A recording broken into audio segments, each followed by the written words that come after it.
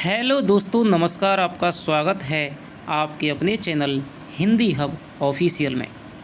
तो आज हम आचार्य रामचंद्र शुक्ल के उत्साह नामक निबंध का दोस्तों विस्तृत विचार विश्लेषण करते हुए अध्ययन करेंगे।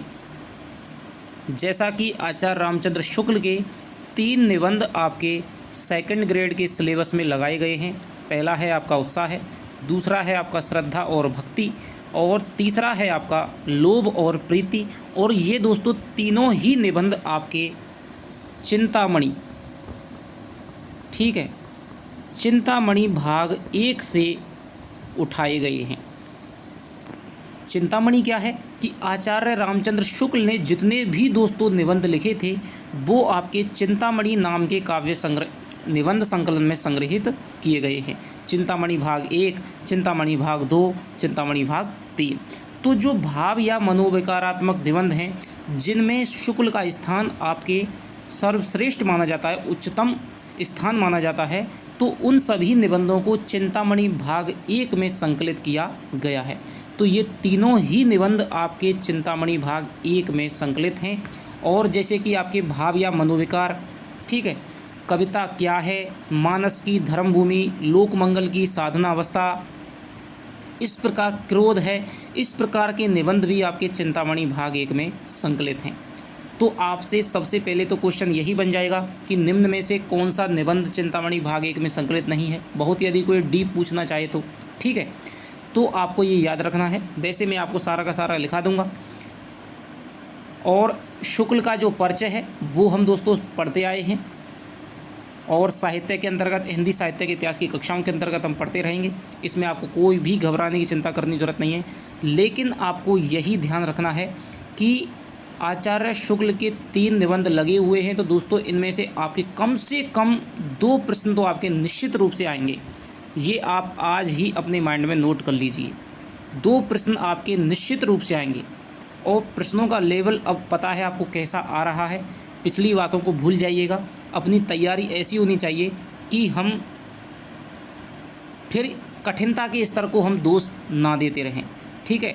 तो आप मेरे साथ पढ़ रहे हैं तो आपको पता है कि मैं उच्चतम स्तर है उसके हिसाब से आपको पढ़ाता हूं कि एक भी क्वेश्चन है वो आपका बाहर नहीं जाना चाहिए। तो चलिए बिना किसी देरी के पढ़ते हैं उत्साह को। और एक बात मैं आपको बता दूं कि जैसा कि कहा गया है कि गद्यम निक्साम, कि गद्य है वो कवियों की कसौटी है, ठीक है। और आचार्य रामचंद्र शुक्ल ने कहा था यदि गद्य कवियों की कसौटी है तो निबंध है वो गद्य की कसौटी है। इसीलिए निबंध को पढ़ना जितना कठिन है, पढ़ाना दोस्तों उससे भी ज़्यादा कठिन है। और ये साहस मैं कर रहा हूँ, और पढ़ने के लिए आप तैयार हैं दोस्तों, तो निश्चित रूप से निबंधों में मज़ा आएगा। निबंधों में नीरसता झलकती है, लेकिन दोस्तों यदि आप अच्छे ढंग से पढ़ें और आपको अच्छे ढंग से पढ़ाया जाए तो निबंध जैसा आनंद है दोस्तों वो किसी चीज़ में नहीं मिलता है। किस तरह से यहाँ से क्वेश्चन बनते हैं, किस प्रकार से आपको पढ़ना है, ये सारी चीज़ें नोट्स आपके लिए प्रोवाइड हो जाएंगे। आप उनकी चिंता मत करिए। अब से दोस्तों लगातार आपके लिए कक्षाएं हैं, लगातार देखते रहिए। यदि अब भी आप द्वंद्व में पढ़ते रहे तो फिर आपका भगवान ही भरोसे गाड़ी चलेगी। तो चलिए, मैं ज़्यादा कुछ यहाँ पर बातचीत नहीं करना चाहता हूँ। इसके लिए मैं आपके लिए अलग से दोस्तों वीडियो बना दूंगा। जिनके रीट में आपके कम नंबर आ रहे हैं, जिनके जिस प्रकार से नंबर आ रहे हैं उस हिसाब से मैं आपके लिए वीडियो बना दूंगा। तो सबसे पहले पढ़ते हैं उत्साह को, उसके बाद में श्रद्धा भक्ति, और उसके बाद में लोभ। 3 वीडियो में आपके तीनों निबंध हैं वो कंप्लीट हो जाएंगे।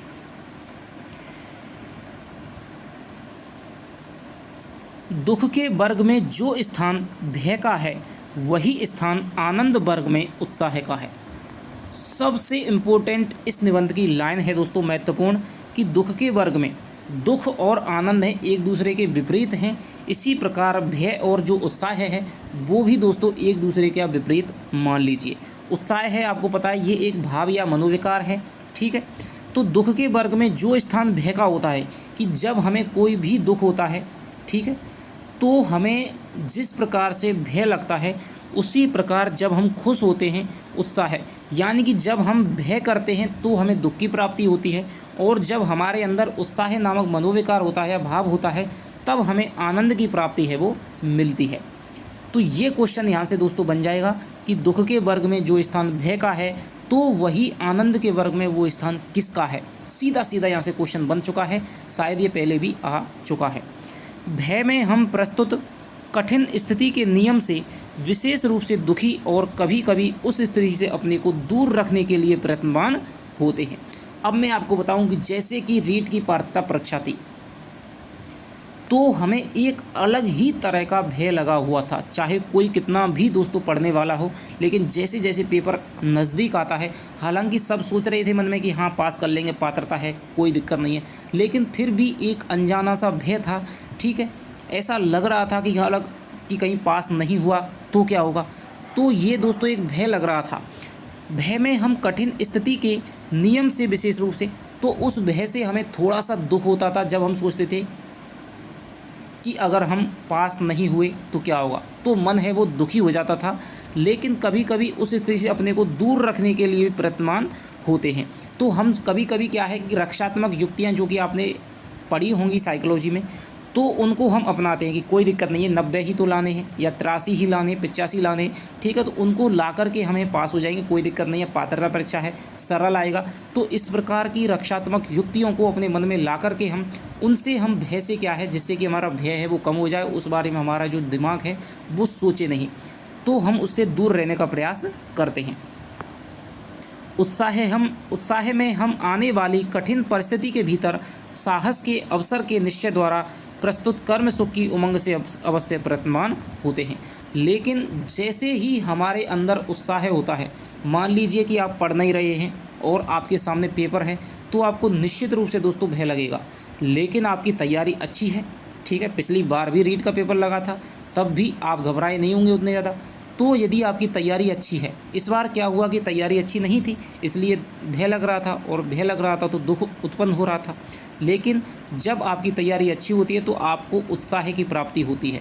जैसे कि आप साइकोलॉजी में पढ़ते हैं अभिप्रेरणा, ठीक है, तो लंबे समय तक जब उत्साह रहता है, वो साइकोलॉजी की भाषा में अभिप्रेरणा मोटिवेशन कह लीजिए, और हिंदी की भाषा में उसे आप उत्साह कह लीजिए। लंबे समय तक यदि आपका उत्साह रहता है तो फिर आपको कठिन परिस्थितियों से भी लड़ने की ताकत है वो आपको मिल जाती है। आप हर चीज़ को छोटी समझने लगते हैं, तो फिर आप है वो उससे लड़ने का प्रयास करते हैं। ठीक है, तो ये इसका दोस्तों अर्थ है। प्रत्येक लाइन की दोस्तों मैं आपको बता रहा हूँ, मैं 10-10 मिनट 15-15 आधा घंटे एक एक लाइन की व्याख्या कर सकता हूँ, लेकिन उस व्याख्या का कोई भी अर्थ नहीं है जब तक कि हमारा क्वेश्चन है वो सही नहीं होगा। तो आपसे विशेष रूप से दोस्तों निवेदन है, यदि आप सेकंड ग्रेड में हिंदी से कुछ करना चाहते हैं तो बिना सोचे ही आपको लगातार दोस्तों उत्साह की स्थिति को बनाते हुए कठिन परिस्थितियाँ ज़रूर कठिन हैं, लेकिन उत्साह से उन पर विजय पाई जा सकती है, उनसे लड़ा जा सकता है। इसलिए प्रत्येक लाइन को दोस्तों भटकने का बिल्कुल भी प्रयास मत करना। वीडियो यदि शुरू कर दी है तो उसे लास्ट तक ज़रूर देखना, नहीं तो ये निबंध हैं दोस्तों, हम तो क्या किसी की भी समझ में नहीं आते हैं, अच्छे प्रोफेसर मात खा जाते हैं। ठीक है, और आप देखना कि एक निबंध को पढ़ने के बाद में आपने यदि पहले भी पढ़ा है कहीं से और आप मेरे साथ में यदि पढ़ करके देख रहे हैं तो पहले की और अब की दोस्तों तुलना करके देख लेना। उत्साह में कष्ट या हानि सहने की दृढ़ता के साथ साथ कर्म में प्रवृत्ति होने का आनंद का योग रहता है। तो यहाँ पर शुक्ल जी कह रहे हैं कि उत्साह में एक तो क्या होता है, जब हमें भय होता है तो थोड़ा सा कष्ट है वो भी हमें ज़्यादा प्रतीत होता है, लेकिन जब हमारे भीतर उत्साह का भाव होता है तो हम छोटे मोटे कष्टों को दोस्तों देखते नहीं हैं, हमें केवल अपने लक्ष्य दिखाई देता है, और हमारे अंदर निरंतर है वो कर्मशील बने रहने की, निरंतर कर्म करने की, प्रयास करने की जो भावना है वो हमारे अंदर बलवती होती रहती है। ठीक है, साहसपूर्ण आनंद की उमंग का नाम उत्साह है। तो यहाँ पर दोस्तों आचार्य शुक्ल ने साहस की, उत्साह की जो परिभाषा है वो यहाँ पर दे दी है कि साहसपूर्ण उमंग का नाम ही उत्साह है। तो एक ये आपसे यहाँ से क्वेश्चन बन जाएगा, ठीक है, कि साहसपूर्ण आनंद की उमंग का नाम है वो उत्साह है। तो तो ये आप याद रखना, ये लाइन आपके लिए इम्पोर्टेंट है। कर्म सौंदर्य के उपासक ही सच्चे उत्साही कहलाते हैं। अब ये दोस्तों आपके इस पंक्ति में क्या कहना चाह रहे हैं, इस पंक्ति में कह रहे हैं कि जो कर्म सौंदर्य, जो कर्मशील हैं, जो कर्म योग को जानते हैं, ठीक है, वही सच्चे उत्साही हैं। और जो आलसी हैं वो उत्साह नहीं है। आप देख लीजिए, जब आलस गिरता है तब उत्साह बिल्कुल समाप्त हो जाता है, और जब हमारे अंदर उत्साह होता है तब हम कर्म को विशेष रूप से करने लगते हैं। जब हमारे अंदर थोड़ा सा भी दोस्तों मोटिवेशन आता है तो हम किताबों को उठा लेते हैं। जैसे ही हमने सुना कि भाई अब हमारे परीक्षा की है वो तिथि निश्चित हो गई है, तो हम दोस्तों किताबों को उठा लेते हैं और पढ़ने लग जाते हैं। लेकिन यही उत्साह यदि लगातार समय तक, यदि परीक्षा तक, लक्ष्य तक बना रह जाए तो हमें दोस्तों सफलता मिल जाती है। तो उत्साह है और जो कर्म है दोस्तों वो एक दूसरे के पूरक हैं। यदि आप कर्म करेंगे तो आपको उत्साह मिलता रहेगा, और यदि आप उत्साह रखेंगे तो आप फिर कर्म करते रहेंगे। यदि आप 10 दिन मत पढ़िए, तब आप देख लीजिएगा आपके उत्साह की क्या स्थिति होती है। और यदि आप 10 दिन लगातार दोस्तों पढ़ लीजिए 10-10 घंटा, तो आप एक अलग ही उत्साह के लेवल पर पहुंच जाएंगे। तब आपको किसी भी मोटिवेशन वीडियो की ज़रूरत नहीं पड़ेगी। जिन कर्मों में किसी प्रकार का कष्ट या हानि सहने का साहस अपेक्षित होता है, उन सब के प्रति उत्कंठापूर्ण आनंद उत्साह के अंतर्गत लिया जाता है। तो ये क्या कह रहे हैं कि जिन कर्मों में किसी प्रकार का कष्ट या हानि सहने का साहस होता है, तो आचार्य शुक्ल कहते हैं। तो यहाँ पर भी आपका क्वेश्चन बन जाएगा कि कर्म सौंदर्य के उपासक क्या कहलाते हैं। सच्चे उत्साही कौन कहलाते हैं? जो कर्म सौंदर्य की उपासना करते हैं, जो कर्म में प्रवृत्त रहते हैं, जो मेहनत करने से नहीं घबराते हैं, यानी कि जो मेहनती लोग होते हैं, उन्हीं को सच्चा उत्साही का दर्जा है वो आचार्य शुक्ल ने दिया है। देखिए दोस्तों, निबंध पढ़ लेना तो मैं आपको 20 मिनट में भी पढ़ा सकता हूँ, लेकिन इसकी व्याख्या है वही सबसे महत्वपूर्ण है। ठीक है, तो थोड़ा सा आपकी वीडियो है वो लगभग 1 घंटे की भी हो सकती है, जिस प्रकार का निबंध है।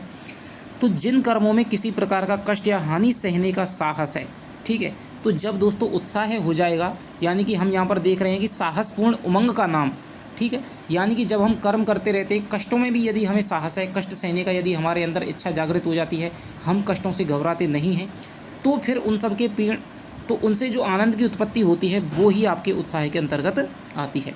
कष्ट या हानि के भेद के अनुसार उत्साह के भी 2 भेद हो जाते हैं। अब की बार रीट की परीक्षा में दोस्तों एक शब्द आया था अपेक्षा, ठीक है, अपेक्षा शब्द आया था। तो अपेक्षा का जो अर्थ होता है वो होता है दोस्तों आकांक्षा, इच्छा, यानी कि जैसा मैं चाहता हूँ वैसा ही हो जाए, इसे कहते हैं हम अपेक्षा।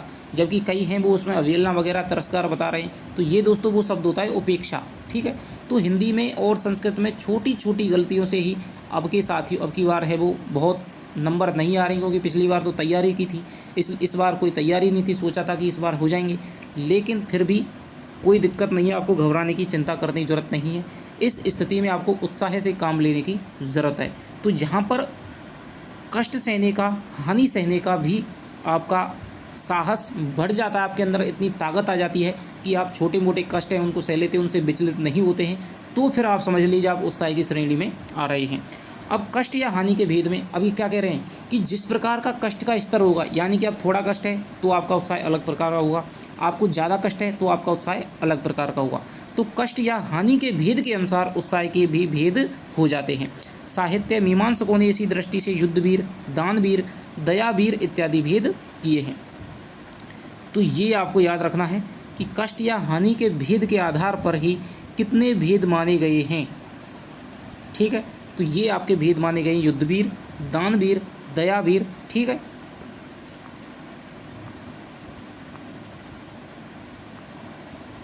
अब देखिए इनमें किस किस प्रकार से कष्ट की सीमा है, कष्ट की कठिनता का स्तर है वो बढ़ता जाता है। इसमें सबसे प्राचीन और प्रधान युद्धवीरता है। ठीक है, युद्धवीरता है जिसमें आघात, पीड़ा, क्या मृत्यु तक की परवाह है नहीं रहती। तो सबसे बड़ा उत्साही आचार्य रामचंद्र शुक्ल ने किसको माना है? युद्धवीर होता है, यानी जो युद्ध में जाने से घबराता नहीं है, जो क्षत्रिय तलवार लेकर के, यानी कि जो अपना युद्ध से पहले ही अपना जो सर है वो अपनी हथेली पे यानी ताक पे रख कर के लड़ता है, तो उसको ही यहाँ पर सबसे पहले यानी उत्साही की श्रेणी में गिना जाएगा। यानी उसको मृत्यु तक की परवाह नहीं है, तो वो सबसे बड़ा उत्साही है, तो युद्धवीर है। इस प्रकार की वीरता का प्रयोजन अत्यंत प्राचीन काल से पड़ता है, यानी कि प्राचीन काल से युद्ध होते चले आ रहे हैं जिसमें साहस और प्रयत्न दोनों चरम उत्कर्ष पर पहुंचते हैं। तो दोस्तों यहाँ पर आपसे पूछा जा सकता है कि कौन से प्रकार में साहस और जो उत्साह है वो अपने चरमोत्कर्ष पर दिखाई देते हैं, तो वो हो जाएगा आपकी युद्ध वीरता। पर केवल कष्ट या पीड़ा सहन करने के साहस में ही उत्साह का स्वरूप स्फूर्त नहीं होता। लेकिन यहाँ पर ये क्या कह रहे हैं कि केवल आप कोई कष्ट सहते रहें, तो कष्ट तो कोई गरीब भी सहता रहता है, तो क्या फिर वो उसमें उत्साह है? कष्ट तो सहता नहीं है, किसी को कष्ट मिलते ही उसे सहने पड़ते हैं, तो क्या है बताइए? तो फिर वो उत्साह नहीं कहलाएगा। कष्ट सहते रहें और हमें आनंद में सहते रहें, उसका नाम उत्साह है। साहसपूर्ण उमंग का नाम उत्साह है, ठीक है। उसके साथ आनंदपूर्ण प्रयत्न या उसकी उत्कंठा का सहयोग होना चाहिए। मान लीजिए आपका पेपर है और आपको पढ़ना पड़ रहा है, आप लग रहे हैं कष्ट सहना पड़ रहा है, आपको मान लीजिए मजदूरी करनी पड़ रही है, आप नौकरी पे जाते हैं, आपको कष्ट है, आपकी गरीबी आ गई, आप उनको सहते रहें, क्योंकि सहने के अलावा उनको विकल्प है ही क्या, आपको तो वो दिन निकालने हैं। लेकिन यदि उन्हें आप हंसते हंसते यदि सहते हैं, तो उसका नाम है उत्साह, यानी कि साहस के साथ सहना और आनंद के साथ उसको जीना, इसी का नाम है दोस्तों उत्साह। बिना बेहोश हुए भारी पीड़ा चलाने को तैयार होना साहस कहा जाएगा, पर उत्साह नहीं। कितनी बड़ी दोस्तों यहाँ पर बात है वो कह दी है। मान लीजिए आपको फोड़ा हो जाता है, कोई भी आपको ऑपरेशन कराना है, तो फिर आप बेहोश, क्या है, डॉक्टर आपको इंजेक्शन लगा देता है और आप बेहोश होकर के आपकी चीर फाड़ कर देता है, तो क्या आपको दर्द नहीं होता? दर्द तो होता है, लेकिन आपको पता नहीं चलता है, ठीक है। तो फोड़ा चलाने को तैयार इसीलिए क्या है, ऑपरेशन कराने को तैयार हो जाते हैं। लेकिन एक समय ऐसा था जब कोई भी बेहोश करने की दवा नहीं थी, ठीक है। उस समय जो ऑपरेशन कराए जाते थे, तो उसका दोस्तों उसका नाम है उत्साह है, ठीक है। साहस तो है कि आप ऑपरेशन के लिए तैयार हो गए, नहीं तो बहुत सारे जो व्यक्ति हैं वो उत्साह से यानी ऑपरेशन कराने से घबराते हैं। लेकिन यदि आप जानबूझ करके बिना इंजेक्शन लगवाए यानी कि दर्द सहने को यदि आप तैयार हो जाएं और उसको आनंदपूर्वक यदि सहते रहें, ठीक है, तो उसका नाम है उत्साह। इसी प्रकार चुपचाप बिना हाथ पैर हिलाए घोर प्रहार सहने के लिए तैयार रहना साहस, और कठिन से कठिन प्रहार सहकर भी जगह से ना हटना धीरता कही जाएगी, ठीक है। तो यहाँ पर 3 प्रकारों में दोस्तों बात हो रही है, यानी कि लिए किसी भी कठिन काम को करने के लिए यदि आप तैयार हो जाते हैं तो उसको कहा जाएगा साहस, ठीक है। आप सेकंड ग्रेड की तैयारी के लिए दोस्तों साहस हो गए, मतलब तैयार हो गए पहली बार में कि मुझे तो सेकंड ग्रेड की, मुझे तो अपनी यूपीएससी अब की बार है वो, तो ये बहुत बड़े दोस्तों साहस की बात है कि आपने जो 100 लोग नहीं कर पा रहे थे वो आपने करने का प्रयास किया, ठीक है। और आप 1 साल तक लगभग आप डटे रहे, 2 साल तक, 10 साल तक, आपने बहुतों को ऐसा देखो 40-40 साल हो जाते हैं लेकिन फिर भी वो तैयारी करते रहते हैं, तो वो हो जाएगा दोस्तों आपकी धीरता, ठीक है, कि उनमें धैर्य है कि वो लंबे समय तक है अपनी साहस की स्थिति को बनाए रखते हैं। और एक वे होते हैं जो 1-2 साल तैयारी करते हो, आनंद से करते हैं और 1-2 साल में ही अपनी है वो क्लियर कर लेते हैं अपनी परीक्षा को, तो वो हो जाएगा दोस्तों उत्साह, क्योंकि उसमें आनंद है, ठीक है। आनंद नहीं है, साहस को लंबे समय तक स्थिति रखा जाएगा, तो वो हो जाएगी धीरता, धैर्य। और यदि आप कठिन परिस्थिति को करने के लिए तैयार हो गए, किसी कठिनता में कूदने के लिए तैयार हो गए, तो वो हो जाएगा आपका साहस। ऐसे साहस और धीरता को उत्साह के अंतर्गत तभी ले सकते हैं जब साहसी या धीर उस काम को आनंद के साथ में करता चला जाए। यदि आप यूपीएससी की तैयारी को आनंद के साथ में कर रहे हैं और 1-2 साल तक करते चले जा रहे हैं, तो फिर आपको कष्टों को सहते चले जा रहे हैं, तो 10-12 बार 15-15 घंटे पढ़ते चले जा रहे हैं रोज़, और आनंद के साथ में आपको मज़ा आ रहा है, ठीक है, जिसे कि अभिप्रेरणा होती है, ठीक है, किसी काम को करने, उसे जारी रखने, उसे लक्ष्य तक पहुँचाने का जो काम है, तो फिर वो आपके उत्साह कहलाया जाएगा। तो यहाँ पर तीनों का अंतर है, वो आपको याद रखना है। किसी कठिन काम के लिए साहस करना, उसमें कूदना, वो आपका साहस है, उस साहस को लंबे समय तक चलाना। अब धीरता में ये नहीं है कि धीरता में 10 साल तक जो तैयारी कर रहा है तो वो आनंद से कर रहा है, उसे मजबूरी में करनी पड़ रही है, उसे मज़ा नहीं आता है लेकिन वो कर रहा है, ठीक है, तो वो आपकी धीरता हो जाएगी। और यदि उसमें आनंद का संयोग हो जाए तो फिर आपका उसमें उत्साह नज़र आ जाएगा, जिसके कारण उसे इतने प्रहार सहने पड़ते हैं। सारांश यह है कि आनंदपूर्ण प्रयत्न या उसकी उत्कंठा में ही उत्साह का दर्शन होता है, केवल कष्ट सहने के निश्चेष्ट साहस में नहीं। धृति और साहस दोनों का उत्साह के बीच संतरण होता है, यानी जो धृति यानी कि जो धैर्य है और जो साहस है, दोनों का उत्साह के बीच में संतरण होता है। ये क्या कह रहा है, यानी कि उत्साह के लिए धृति भी जरूरी है और आपके लिए साहस भी ज़रूरी है। इनके बिना उत्साह नहीं हो पाएगा और इनके साथ में आपकी आनंद भी ज़रूरी है। लेकिन साहस के लिए कोई भी उत्साह की ज़रूरत नहीं है, ठीक है। हर कोई उत्साह कर सकता है, हर कोई तैयारी है। यूपीएससी तैयारी तो बहुत करते हैं, लेकिन 6 महीने बाद में वापस आ जाते हैं। तो उनमें केवल साहस था, धीरता नहीं थी, उत्साह नहीं था। लेकिन जो 10 साल तक तैयारी करता है उसके अंतर्गत धैर्य है, साहस है, और यदि वो मज़े लेकर के तैयारी कर रहा है, आनंद के साथ में तैयारी कर रहा है, तो फिर उसके अंदर उत्साह है।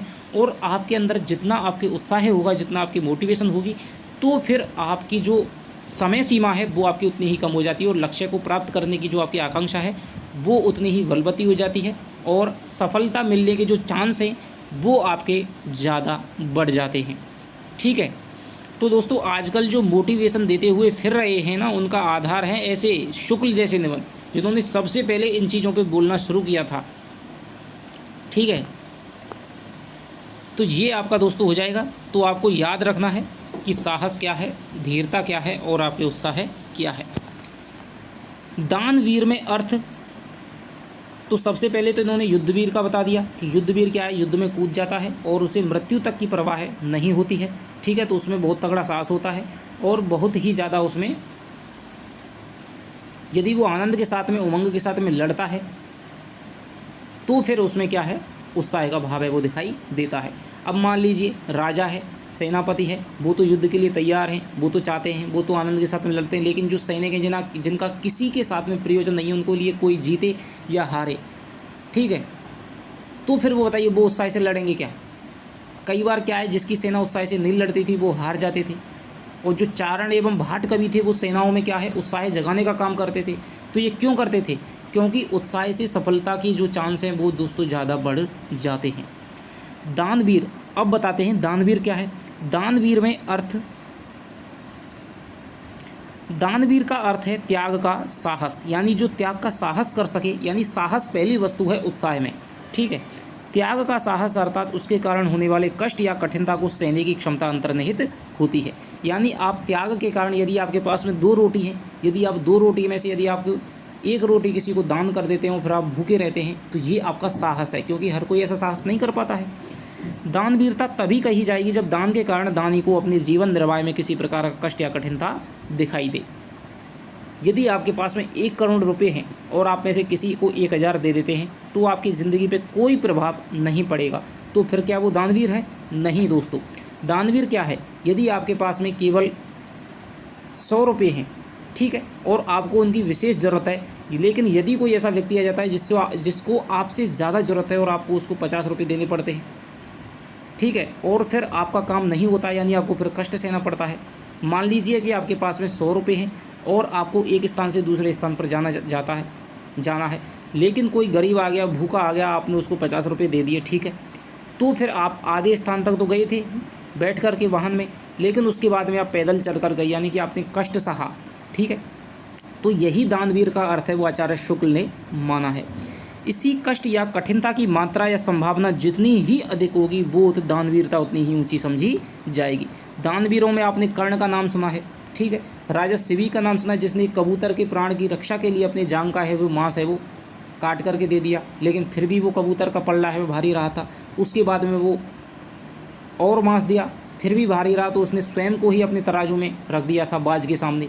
ठीक है। इसी प्रकार कर्ण है, कर्ण को पता था कि यदि कवच और कुंडल मैंने इनको दान कर दिए, इंद्र आए थे तो पता है वेश बदल करके, यदि मैंने इनको दान कर दिए तो फिर दोस्तों मेरी जो मृत्यु है वो निश्चित है। लेकिन फिर भी कर्ण की दानवीरता प्रसिद्ध थी, और उन्होंने अपने कवच कुंडल हैं कि मेरी मृत्यु निश्चित है, ये जानते हुए भी दोस्तों अपने दान कर दिए। तो इससे बड़ी कष्ट सहने की जो सीमा है वो क्या होगी, ये आपके कष्ट की पराकाष्ठा है। तो इसीलिए तो उनका दानवीरों में दोस्तों नाम गिना जाता है। ठीक है। राजा बलि हो गए, ठीक है, उन्होंने जब भगवान विष्णु है वामन का अवतार लेकर के आए थे और उन्होंने 3 पग धरती मांगी थी, तब उनके जो गुरु थे शुक्राचार्य, उन्होंने कहा था कि ये विष्णु है, इसके छल में मत आना, ये आपके तीनों पगों में आपके आकाश, पाताल, स्वर्ग तीनों को माप लेगा। ठीक है। तो उन्होंने 1 पग में तो आपके धरती को, ठीक है, पाताल को माप लिया, 1 में आपके स्वर्ग को माप लिया, तीसरा तो पग नहीं था, तो उन्होंने फिर अपने आप को ही कि भाई मेरा सर है, इस पर आप रख लीजिए। तो ये दोस्तों दानवीरता की कुछ पराकाष्ठाएँ यहाँ पर दिखाई देती हैं, यानी कि सब कुछ अपना लौटा, जितना ज़्यादा कष्ट होगा दानवीरता उतनी ही ज़्यादा समझी जाएगी। पर इस अर्थ त्याग के साहस के साथ जब तक पूर्ण तत्परता और आनंद के चिन्ह ना दिखाई पड़ेंगे तब तक उत्साह का स्वरूप खड़ा ना होगा। लेकिन दोस्तों दानवीरता में भी सबसे बड़ी बात क्या है? आनंद। तो आनंद उत्साह के लिए सबसे ज़्यादा ज़रूरी है। ये आपको याद रखना है कि आपने दान तो कर दिया। कई बार हैं जो आजकल चल रहा है, दिखावे के लिए दान कर देते हैं लेकिन फिर रोते रहते हैं, फिर अफसोस करते हैं। तो वो दान नहीं है।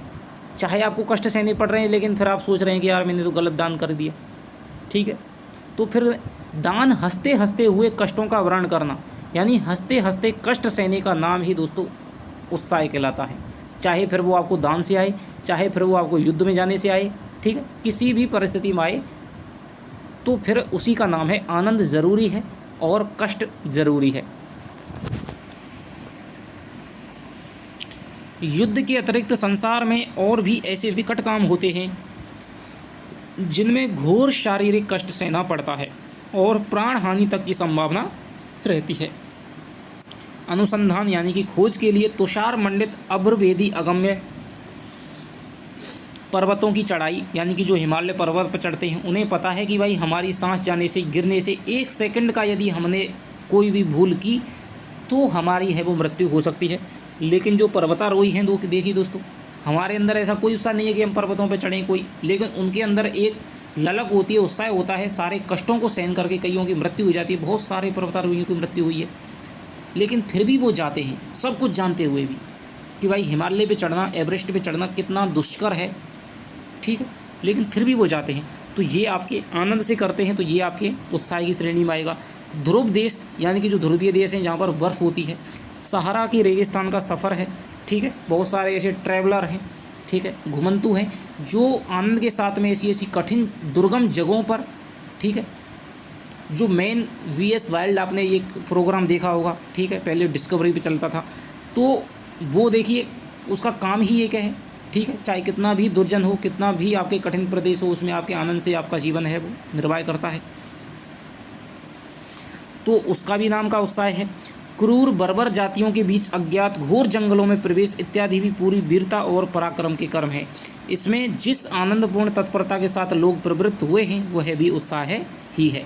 यानी आचार्य शुक्ल का सीधा सीधा कहना यह है कि भाई आप कोई भी कठिनता लो, कठिनता आपकी होनी चाहिए, आपको साहस होना चाहिए, कठिनता होनी चाहिए, लेकिन उसमें आपका आनंद होना चाहिए। आप कष्टों को यदि आनंद से सहते हैं तो फिर उसका नाम ही है उत्साह है। ठीक है, तो ये दोस्तों आपका केवल एक पेज था और इसमें आपका लगभग समय आध घंटा व्यतीत हो गया है। तो ये दोस्तों मैं तो आपको इसी तरह से ही पढ़ा सकता हूँ, इसके बिना आपकी संतुष्टि, मुझे संतुष्टि नहीं होगी। पता नहीं आपको कैसा है, आप बताना, वीडियो में कमेंट करके बताना कि इस आपको समझ में आ रहा है या नहीं आ रहा है। एक बार यदि आपने निबंध ऐसे पढ़ लिया ना, फिर आपको ज़िंदगी में दोस्तों दोबारा उत्साह पढ़ने की आपको कभी भी ज़रूरत नहीं पड़ेगी।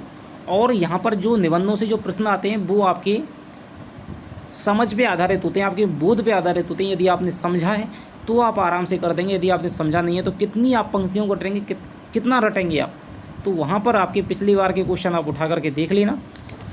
ठीक है, तो चलिए अब थोड़ा सा हम आगे चलते हैं। तो यहाँ पर आपको समझ में आ गया होगा, पहले पेज में ये समझाने का प्रयास किया गया है कि उत्साह है क्या। उदाहरण दिए गए हैं दानवीर के, युद्धवीर के। मनुष्य शारीरिक कष्ट से ही पीछे हटने वाला प्राणी नहीं है। ठीक है, मानसिक क्लेश की संभावना से भी बहुतों से कर्मों की ओर प्रवृत्त होने का साहस उसे नहीं होता है। यानी शारीरिक कष्ट तो ठीक है, उससे तो पीछे नहीं हटता है। ठीक है, युद्ध में आपके शारीरिक कष्ट हैं, ठीक है, कोई भी मेहनत करनी है आपको, पर्वतों पर चढ़ना, तो उसमें आपको शारीरिक कष्ट मिलेगा। लेकिन मानसिक कष्टों की वजह से भी आप कई बार पीछे हट जाते हैं। जैसे कि आपकी तैयारी है तो उसमें आपको शारीरिक कष्ट कोई भी नहीं होता है, केवल आपको टेबल पे, खाट पे या फिर ज़मीन पे बैठ करके केवल आपको पढ़ना होता है। लेकिन बहुत सारे ऐसे व्यक्ति हैं जो उस कष्ट को नहीं सह पाते हैं क्योंकि वो मानसिक कष्ट है, तो उनकी ओर उनका पढ़ाई करने का बहुतों का साहस नहीं होता और वो बीच में ही पढ़ाई छोड़ देते हैं। जबकि बैठे रहते जो मेहनत मजदूरी करते हैं वो जो कहते हैं कि भाई बैठे बैठे करते रहे, बैठे बैठे तुम्हें पढ़ाई तो करनी है, क्या दिक्कत है। तो शरीर के द्वारा मजदूरी करने में शारीरिक कष्ट होता है और मन के द्वारा, अपने दिमाग के द्वारा, मस्तिष्क के द्वारा मेहनत करने में आपको मानसिक कष्ट होता है। तो कई बार बहुत हैं जो शारीरिक मजदूरी नहीं करते हैं, वो निठल्ले हो जाते हैं और कई मानसिक मजदूरी नहीं करते हैं, वो पढ़ाई को छोड़ देते हैं या फिर ऐसे काम जिनमें दिमाग लगता है उनको छोड़ देते हैं। और जैसे कि आपके सेकंड ग्रेड की जो तैयारी कर रहे हैं तो बहुत तो यूँ छोड़ देंगे, आचार्य रामचंद्र शुक्ल के निबंध है, बहुत कठिन है, इनको कौन पढ़े, बहुत ज़्यादा दिमाग लगाना पड़ेगा, छोड़ो।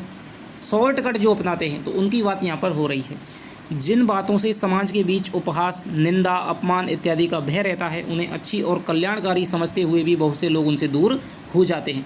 क्यों हो जाते हैं? क्योंकि उनमें उनको कष्ट सहना पड़ेगा। ठीक है, उपहास सहना पड़ेगा, भाई क्या कर रहा है, निंदा सहनी पड़ेगी, अपमान सहना पड़ेगा। अब बहुत सारे लोग हैं जिनके मान लीजिए रीट में नंबर नहीं आ रहे हैं, ठीक है, तो फिर पढ़ाई से बिल्कुल नाता तोड़ देंगे, एकदम हताश निराश हो जाएंगे। ठीक है, फिर आगे फिर कोई तैयारी नहीं करेंगे। कई होते हैं जैसे एक बार इनका सिलेक्शन नहीं हुआ फिर वो सब कुछ छोड़ देते हैं, तो ये फिर उत्साह की श्रेणी नहीं है। प्रत्यक्ष हानि देखते हुए भी कुछ प्रथाओं का अनुसरण बड़े बड़े समझदार तक इसलिए करते चल जाते हैं कि उनके त्याग से वे बुरे कहे जाएंगे, लोगों में उनका वैसा आदर सम्मान ना रह जाएगा। अब कई लोग क्या है, जैसे कि दहेज प्रथा मान लीजिए, आपको दहेज प्रथा कई लोग कहेंगे भाई बुरी है, बुरी है, बुरी है, लेकिन यदि वो उनको छोड़ते हैं तो फिर उनको हानि हो रही है कि भाई 8-10 लाख रुपए का दहेज है, वो नहीं आएगा तो फिर मामला ख़राब हो जाएगा। तो वो इन परंपराओं को इसीलिए निभाते चले जाते हैं कि उनमें छोड़ने की ताकत नहीं है, फिर वो कष्ट सहना नहीं जानते हैं। ठीक है, तो उन परंपराओं को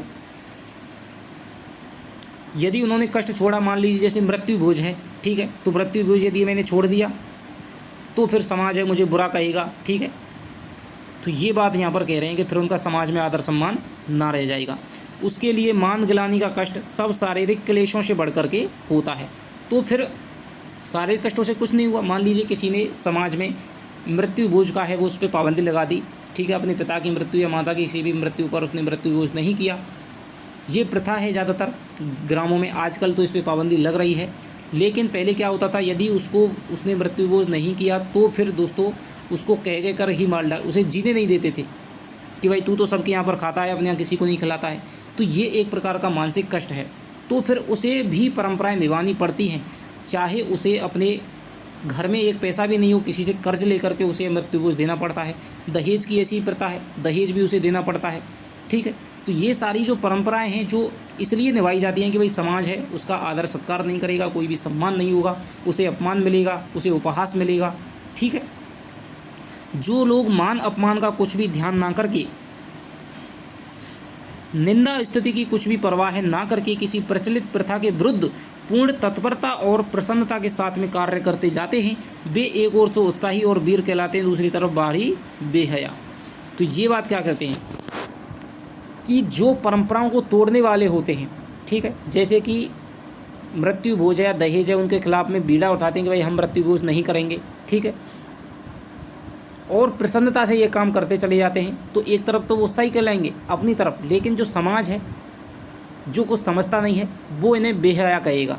ठीक है, क्योंकि वो उसके आदर्शों पे नहीं चल रहे हैं, समाज ने जो आदर्श बताए हैं उससे औरों की भी हानि है। ठीक है, तो उन्हें कई बार इस बीच में झूलना पड़ता है कि वो बेहया हैं और उत्साही हैं। लेकिन ऐसे लोगों को कभी भी इन लोगों के उपहास से, व्यंग से, फब्तियों से कभी भी डरना नहीं चाहिए। जो भी शुभ है, जो भी श्रेयस्कर है, उसे करते रहना चाहिए। किसी शुभ परिणाम पर दृष्टि रखकर निंदा, स्तुति, मान अपमान आदि की कुछ परवाह न करके प्रचलित प्रथाओं का उल्लंघन करने वाले वीर या उत्साही कहलाते हैं। यह देखकर बहुत से लोग केवल इसके विरुद्ध लोभ में ही अपनी उछल कूद दिखाया करते हैं। यानी कि जो लोग भी पुरानी प्रथाओं को, गलत प्रथाओं को तोड़ते हैं जिनका परिणाम शुभ है, अब मान लीजिए मृत्यु भोज में कोई भी गलती नहीं है, लेकिन कई बार क्या है कि गरीबों पर, जिनके खाने तक के पैसे नहीं, उन पर भी मृत्यु भोज का दबाव बनाया जाता है, तो ये प्रथा है वो गलत है। ठीक है, वे केवल उत्साही या साहसी कहे जाने के लिए चली आती हुई प्रथाओं को तोड़ने की धूम मचाया करते हैं।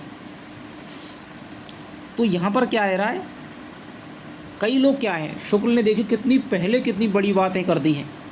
ठीक है, उस समय तो कुछ नहीं था, लेकिन कई लोग क्या हैं कि भाई हमारा नाम हो जाएगा, ठीक है, और हम तो ऐसे हैं कि परंपरा, हम तो विध्वंस हैं, विध्वंसक हैं कि हम तो परंपराओं को तोड़ने वाले हैं। केवल आधुनिक दिखने के चक्कर में वो ऐसी परंपराओं के उछल कूद दिखाते हैं, बेफालतू की उछल कूद दिखाते हैं। तो इनका नाम है वो उत्साह नहीं है, केवल उत्साही बनने के लिए, सच्चे वीर बनने के लिए बाहर का दिखावा करते हैं। ठीक है, जैसे कि आपने एक दहेज प्रथा पे प्रेमचंद की कहानी है, ठीक है, उसमें क्या होता है कि बाहर से तो जो हैं सरपंच जी हैं वो दहेज नहीं लेते हैं, ठीक है, कि हम तो भाई 1 पैसे पर हम अपनी शादी कर रहे हैं लड़के की, लेकिन भीतर ही भीतर गुपचुप हैं वो दहेज लेते हैं। तो बाहर से तो वो दिखावा कर रहे हैं कि वे हम ऐसी परंपराओं को तोड़ रहे हैं, उनका समाज में मान होता है, और भीतर ही भीतर वो दहेज दुबके छुपे से दहेज लेते हैं। तो ऐसे लोगों के बारे में बात हो रही है जो केवल दिखावा करते हैं। शुभ या अशुभ परिणाम से उन्हें कोई मतलब नहीं है, उनकी ओर उनका ध्यान है लेश मात्र नहीं रहता। जिस पक्ष के बीच की सुख्याति का वे अधिक महत्व समझते हैं, जिस पक्ष के बीच की सुख्याति का वे अधिक महत्व समझते हैं, उनकी वाहवाही से उत्पन्न आनंद की चाह में दूसरे पक्ष के बीच की निंदा या अपमान की कुछ परवाह नहीं करते। तो ऐसे ओछे लोगों के साहस या उत्साह की अपेक्षा उन लोगों का उत्साह या साहस भाव की दृष्टि से कहीं अधिक मूल्यवान है, जो किसी प्राचीन प्रथा की चाहे वह वास्तव में हानिकारणी ही हो, उपयोगिता का सच्चा विश्वास रखते हुए प्रथा तोड़ने वालों की निंदा, उपहास, अपमान आदि सहा करते हैं। यानी कि जिन्हें परिणाम जिसका शुभ है या अशुभ होगा इस प्रथा को तोड़ने से, उसकी परवाह किए बिना, जैसे कि आजकल आधुनिकता की दौड़ चली आ रही है, ठीक है, कि माँ बाप को वृद्धाश्रम छोड़ेंगे, ये है वो है, तमाम चीज़ें हैं, ठीक है। आधुनिकता की अंधी दौड़ में आजकल की जो संतानें हैं वो करती जा रही हैं, ठीक है। तो ये जो चीज़ है जिसका परिणाम शुभ और अशुभ दोनों हो रहे हैं, ठीक है। जैसे आजकल शादियों में आपके लिए मान लीजिए बुफे सिस्टम चला दिया गया है, ठीक है। लाइब्रेरी में कुछ पढ़ने जा रहे हैं तो इनका परिणाम शुभ है अशुभ है, दोनों है। तो इनको जो तोड़ते हुए चले जा रहे हैं, मान लीजिए उसका परिणाम शुभ या अशुभ हो, तो वो ओछे व्यक्ति हैं। लेकिन जो हमेशा शुभ की तरफ सोच करके और निंदा अपमान से घबराते नहीं हैं, तो उनकी जो साहस है वो हमेशा उन ओछे लोगों से ज़्यादा रहता है।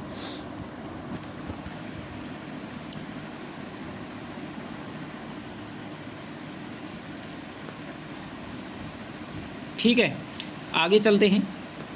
तो दोस्तों आपको थोड़ा सा तो आपको ध्यान की जो सीमा है वो आपको बढ़ानी पड़ेगी। एक बार में समझ नहीं आए तो दूसरी बार में आपको समझने का प्रयास करना, मेरा जितना हो सकता है मैं आपको समझाने का प्रयास कर रहा हूँ, लेकिन फिर भी कमेंट में लिख करके बताना आप, जिससे कि मुझे पता चले, ठीक है। थोड़ा सा समाज सुधार के वर्तमान आंदोलनों के बीच में जिस प्रकार सच्ची अनुभूति से प्रेरित उच्चाशय और गंभीर पुरुष पाए जाते हैं, उसी प्रकार तुच्छ मनोवृत्तियों द्वारा प्रेरित साहसी और दयावान भी बहुत मिलते हैं। यानी क्या कह रहे हैं कि जैसे समाज सुधार की एक बहुत तगड़ी हवा चल रही है कि भाई हम समाज में बदलाव लाएंगे। आजकल आप देख रहे हैं यूट्यूब पर, ठीक है, बहुत सारे ऐसे यूट्यूबर हैं जो क्या है, आप टीचिंग को ही ले लीजिए, मैं तो यही कह रहा हूँ, टीचिंग को ले लीजिए कि भाई दावा कर रहे हैं कि भाई हम तो आपको बिल्ली मुफ्त दिखा रहे हैं, लेकिन उनके बीच में क्या फ़ायदा है? सबका दोस्तों, सबका मैं बता रहा हूँ, चाहे मैं ही क्यों नहीं हूँ, बिना मतलब के चाहे आप क्यों नहीं हो, बिना मतलब के कोई भी नहीं कर रहा है, निस्वार्थ नहीं कर रहा है।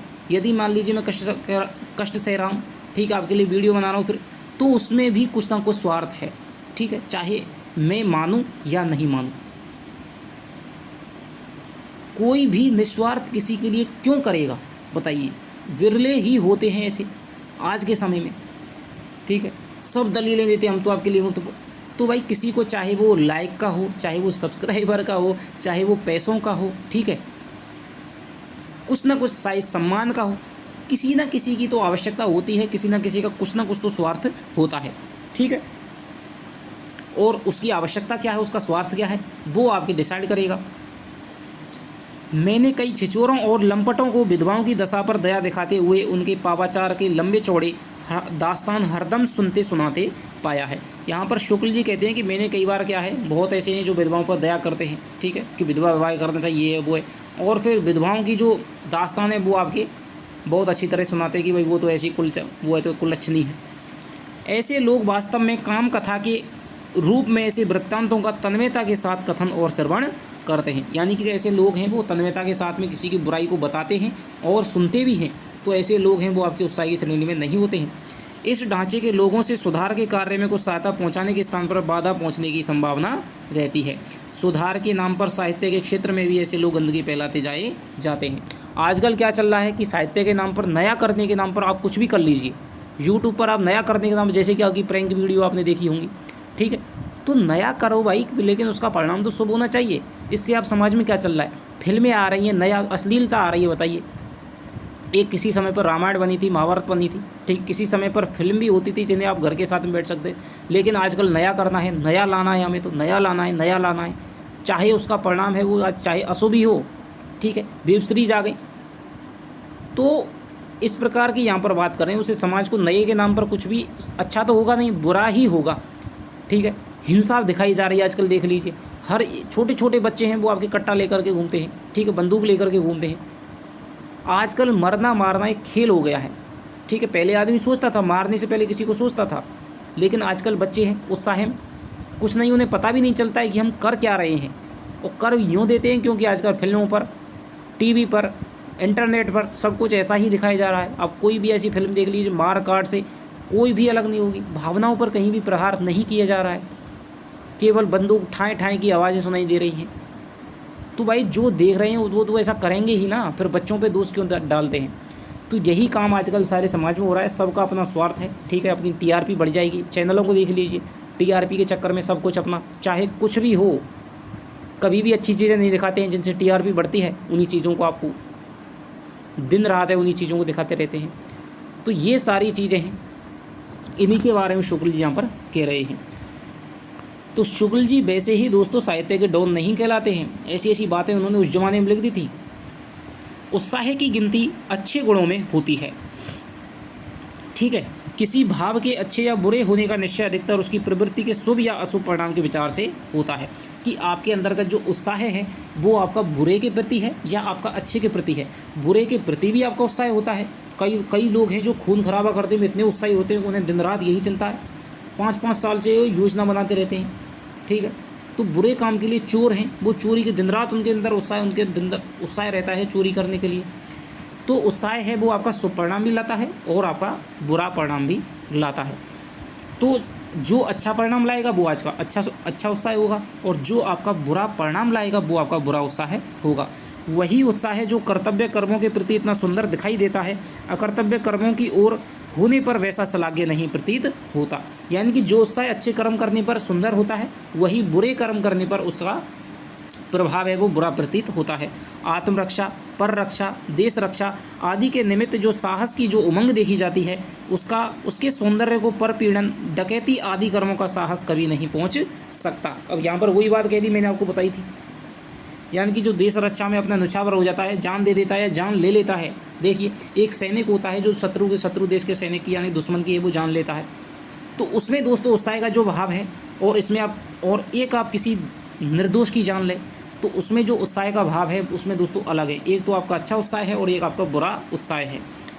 यह बात होते हुए भी विशुद्ध उत्साह या साहस की प्रशंसा संसार में थोड़ी बहुत ही होती है। अत्याचारियों या डाकुओं के शौर्य और साहस की कथाएं भी लोग तारीफ करते हुए सुनते हैं।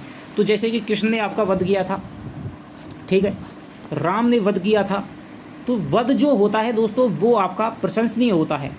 वध में और हत्या में यही अंतर होता है, वध और हत्या में दोनों को मारना होता है, लेकिन दोस्तों क्या होता है, वध में आप किसी के अत्याचारों से किसी को मुक्त करते हैं। जैसे कंस था, अत्याचारी था, उसका वध कर दिया कृष्ण ने, ठीक है, तो उन्होंने जनता को है वो मुक्त कर दिया उसके अत्याचारों से।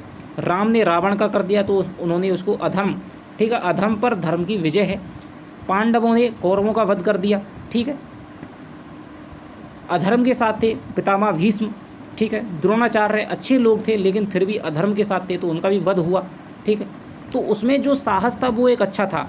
लेकिन यदि आप किसी की हत्या कर दें तो हत्या है दोस्तों वो आप निर्दोष की हत्या होती है, ठीक है, जिसका कोई लेना देना नहीं है अच्छे काम से, केवल हत्या है, किसी की भी हत्या हो जाती है आज। तो वहाँ पर जो उत्साह है वो आपका बुरा उत्साह है, गलत उत्साह है। तो आपको आशा कर रहा हूँ कि मैं जैसे उदाहरण आपको देते हुए चल रहा हूँ तो आपको अच्छी तरह से समझने का प्रयास में कर पा रहा हूँ। आगे चलते हैं।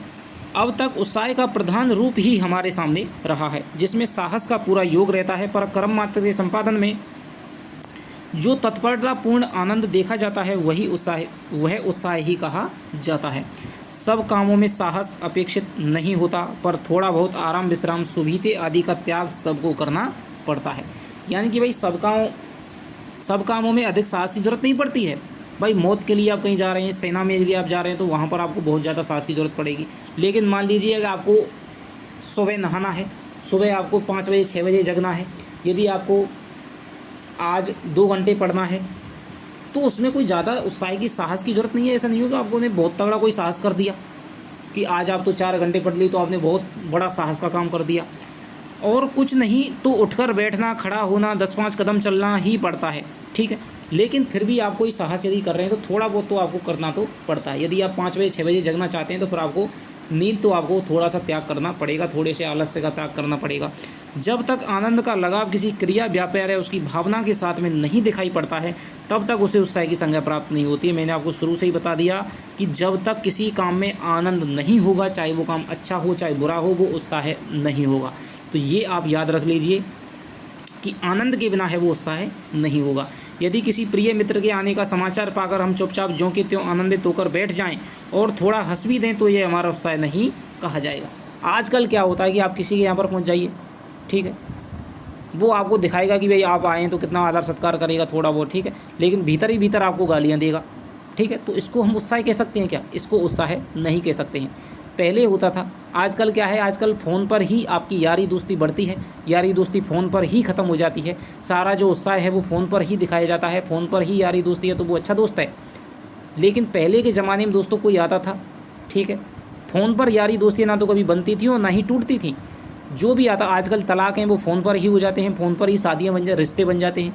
तो ये सोचिए, ये मैं आपको बता रहा हूँ, पहले के ज़माने में जो भी कोई आता था उसका पूरा आदर सत्कार है वो दिल से किया जाता था। जो उत्साह दिखाई दे, पहले की आप शादियाँ देखिए, बारातें आती थी 3-3 5-5 दिन तक किसी घर में रुकती थी, ठीक है, लड़की वाले घर में, और किस उत्साह से गांव के लोग हैं वो काम करते थे, सभी उसको अपना मेहमान मान करके चलते थे।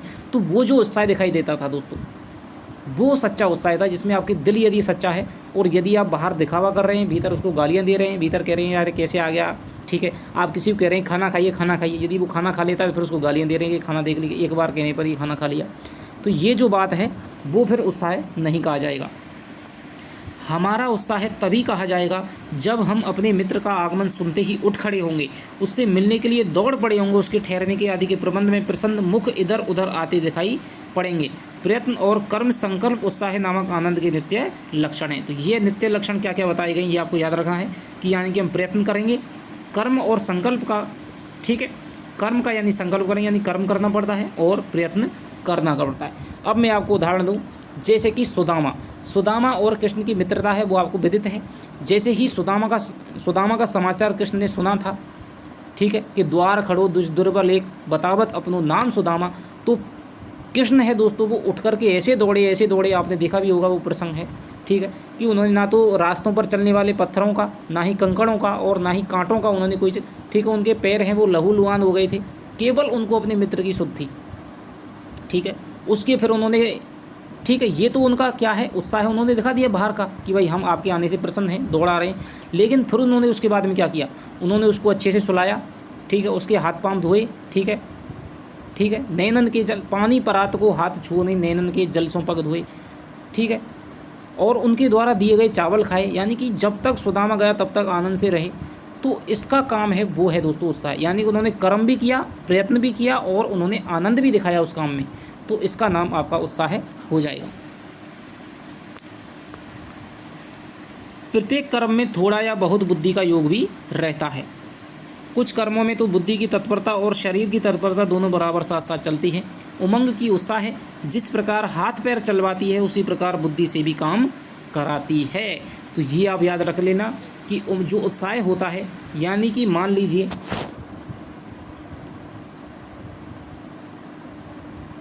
आपको,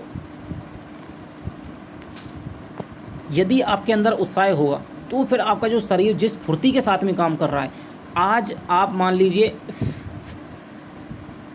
किसी और के काम में हैं, ठीक है, मान लीजिए कि आप किसी के 100 रुपये खो गए या किसी को कोई कष्ट आ गया है, तो आप सहायता तो करेंगे, लेकिन आप कैसी सहायता करेंगे। लेकिन यदि वही कष्ट आप पे आ गया है तो फिर आप कैसी सहायता करें, आप अपने लिए क्या करेंगे उसमें सोच लीजिए। जब अपने पर बीतती है तो आदमी कितनी बेचैनी के साथ में, कितने उत्साह के साथ में काम करता है, ठीक है, और दूसरे के साथ में यदि वही घटना हो जाती है, ठीक है, कोई यदि आपका काम आ गया, दूसरे घर में यदि पड़ोसी का काम आ गया, तो फिर आप करेंगे सही, लेकिन हाँ उसे बेमन से कर देंगे। लेकिन यदि आपके घर में वही खुशी का मौका हो, शादी हो, तो फिर जो आप काम करेंगे वो बड़े उत्साह से करेंगे। भाई अपना काम कोई भी विफल नहीं होना चाहिए। तो ये जो काम है, तो जिस प्रकार उत्साह शरीर में होता है, मन में होता है, तो वो शरीर से जिस प्रकार काम कराता है उसी प्रकार बुद्धि भी, उत्साह यदि आपके मन में होगा तो आपकी बुद्धि भी तेज चलती है। ठीक है, जब आपको लगातार जब आप पढ़ते हैं तो आपके अंदर उत्साह रहता है, तो आपका पढ़ने का और मन करता है, आप थकते ही नहीं है, सुबह से दिन रात तक पढ़ लीजिए। और जब उत्साह नहीं होता है तो आप 2 घंटे पढ़कर भी थक जाते हैं। ऐसे उत्साह वाले वीर को कर्मवीर कहना चाहिए। बुद्धिवीर, यह प्रश्न मुद्रा राक्षस नाटक में बहुत अच्छी तरह से हमारे सामने आता है। ठीक है, तो कर्मवीर और बुद्धिवीर का प्रश्न है वो किस नाटक में आता है? मुद्रा राक्षस। ठीक है, चाणक्य और राक्षस के बीच जो चोटें चली हैं वे नीति की हैं, शस्त्र की नहीं। यानी कि चाणक्य और जो राक्षस है उसके बीच में जो चोटें चली हैं वे नीति की हैं, शस्त्र नहीं चला, उनके अंदर का नीति चली है।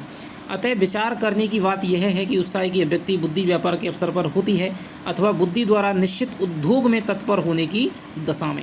यहाँ पर क्या कह रहे हैं?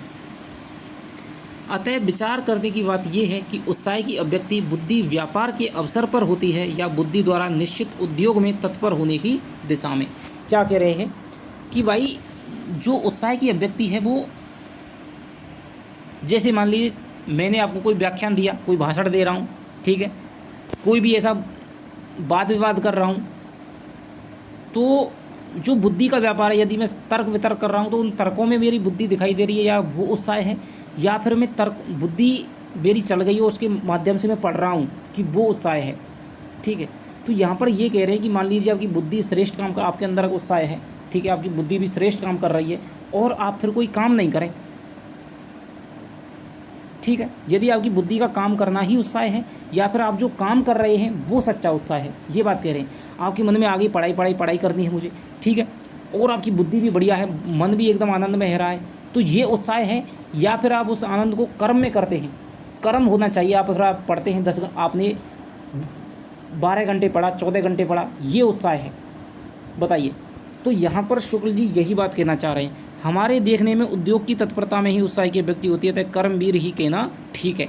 तो यहाँ पर दोस्तों उत्साह के 3 पक्ष हो गए कि सबसे पहले तो आपका कष्ट सहना पड़ेगा, दूसरा उसमें आनंद होना चाहिए, और तीसरा उसमें कर्म होना चाहिए। यानी कि जो कर्म है, कर्म में जो उत्साह दिखाई है वही दोस्तों कर्म सौंदर्य के उपासक ही सच्चे उत्साही कहे जाते हैं। यानी कि आपने बुद्धि में, अपने शरीर में आपने उत्साह जगा लिया, आपकी बुद्धि भी अच्छी काम कर रही है, लेकिन आप फिर पढ़े नहीं, दिन भर आपने ये सोच कर अब तो मैं पढ़ूंगा कह करके निकाल दिया, तो फिर क्या ये उत्साह है? नहीं। शुक्ल जी की नज़र में उत्साह वही है यदि आप मन में उत्साह लाते हैं, मन में आनंद लाते हैं, और उस उत्साह के प्रेरित होकर के यदि आप कोई काम करते हैं, ठीक है, अपने लक्ष्य की तरफ आप निरंतर रूप से निर्देशित होते हैं, अग्रसर होते हैं, वही आपका उत्साह कहलाता है। हाँ, तो आगे आचार्य शुक्ल जी कहते हैं कि बुद्धिवीर दृष्टांत कभी कभी हमारे पुराने ढंग के शास्त्रार्थों में देखने को मिल जाते हैं। यानी जो बुद्धिवीर हैं, किसे हम बुद्धिवीर कहेंगे, उसका जो उदाहरण है, कभी कभी हमारे जब शास्त्रार्थ होते थे, ठीक है, 1-2 व्यक्ति बैठ जाते थे और उनमें शास्त्रों पे चर्चा होती थी, तर्क वितर्क होता था, एक दूसरे का काटन किया जाता था, तो उस शास्त्रार्थों में हम बुद्धिवीर के उदाहरण वो देखने को मिल जाते हैं। जिस समय किसी भारी शास्त्रार्थी पंडित से भिड़ने के लिए कोई विद्यार्थी आनंद के साथ सभा में आगे आता है, उस समय उसके बुद्धि साहस की प्रशंसा अवश्य होती है। मान लीजिए कि कोई बड़ा भारी ज्ञानी पंडित है और उसने सारी जनता को, सारे जनसमूह को शास्त्रार्थ करने के लिए चुनौती दे दी है, लेकिन कोई भी इस भय से आगे नहीं आता है कि भाई वो उससे शास्त्रार्थ करेगा तो वो हार जाएगा। लेकिन फिर एक 10-12 साल का बालक, मान लीजिए एक छोटा सा बालक है, वो निकल कर के सामने आता है, इतना साहस करता है कि पंडित के सामने शास्त्रार्थ कर सके, उसकी चुनौती को स्वीकार कर सके, तो फिर दोस्तों वो बालक चाहे हारे या फिर वो जीते, उसकी जो बुद्धि है और उसकी जो साहस है, उसकी जो प्रशंसा है वो की ही जाएगी कि भाई एक छोटे से बच्चे ने इतना बड़ा भारी साहस का काम है वो किया था। वह जीते या हारे बुद्धिवीर समझा ही जाता है। इस जमाने में वीरता का प्रसंग उठाकर वाघवीर का उल्लेख यदि ना हो तो बात अधूरी ही समझी जाएगी। ये वाघवीर आजकल बड़ी बड़ी सभाओं के मंचों पर से लेकर स्त्रियों के उठाए हुए पारिवारिक प्रपंचों तक में पाए जाते हैं और काफ़ी तादाद में। क्या कह रहे हैं कि वाग्वीर दोस्तों वो होता है जो वाणी का वीर होता है। ठीक है, वाणी का वीर कैसे? जिसे भाषण कौशल देने में, जिसे भाषण का कौशल प्राप्त है, जिसे बोलने में कुशलता प्राप्त है, उसे ही शुक्ल जी ने यहाँ पर वाग्वीर कहा है। और ये वाग्वीर आजकल क्या है, मंचों पर विभिन्न प्रकार के भाषण देखते हुए मिलते हैं। नेता हैं, आपको पता है, अच्छे अच्छे भाषण दे जाते हैं, वादे कर जाते हैं, लेकिन अपने वादों पर, अपने भाषणों पर खुद ही अमल नहीं करते हैं। तो आपने बहुत सारे ऐसे लोग देखे होंगे जो बहुत सारी उत्साह की बातें करते हैं लेकिन खुद ही निराश हुए बैठे हैं। ठीक है, तो कहना कुछ और करना कुछ, यही दोस्तों यहाँ पर वाग्वीर के जीवन में है। वो सच्चा उत्साही नहीं कहला सकता, क्योंकि आजकल वाग्वीर हैं वो भी सच्चे नहीं हैं। और स्त्रियों को यदि मान लीजिए परिवार में कोई झगड़ा हो गया तो वहाँ पर भी अपनी वाणी की कुशलता है उसको दिखाते हैं। ठीक है, अनाप शनाप बोलते हैं। तो यहाँ पर ये व्यंग में यहाँ पर शुक्ल जी हैं वो कह रहे हैं। थोड़ा यह भी देखना चाहिए कि उत्साह में ध्यान किस पर रहता है। अब यहाँ पर ये बताना चाह रहे हैं कि जो मान लीजिए कि अब हमारे अंदर, हमें पता है कि हमारे अंदर उत्साह पैदा हो गया, तो अब हमें ये पता होना चाहिए कि उत्साह में हम ध्यान किस पर रखें। या तो हम जो कर्म कर रहे हैं उस पर रखें, या किसी व्यक्ति के माध्यम से उत्साह पैदा हुआ है उस पर रखें, या फिर हमारे फल या परिणाम क्या प्राप्त होगा, हमारी हार होगी या जीत होगी, उस पर हम ध्यान रखें। कर्म पर, उसके फल पर अथवा व्यक्ति या वस्तु पर।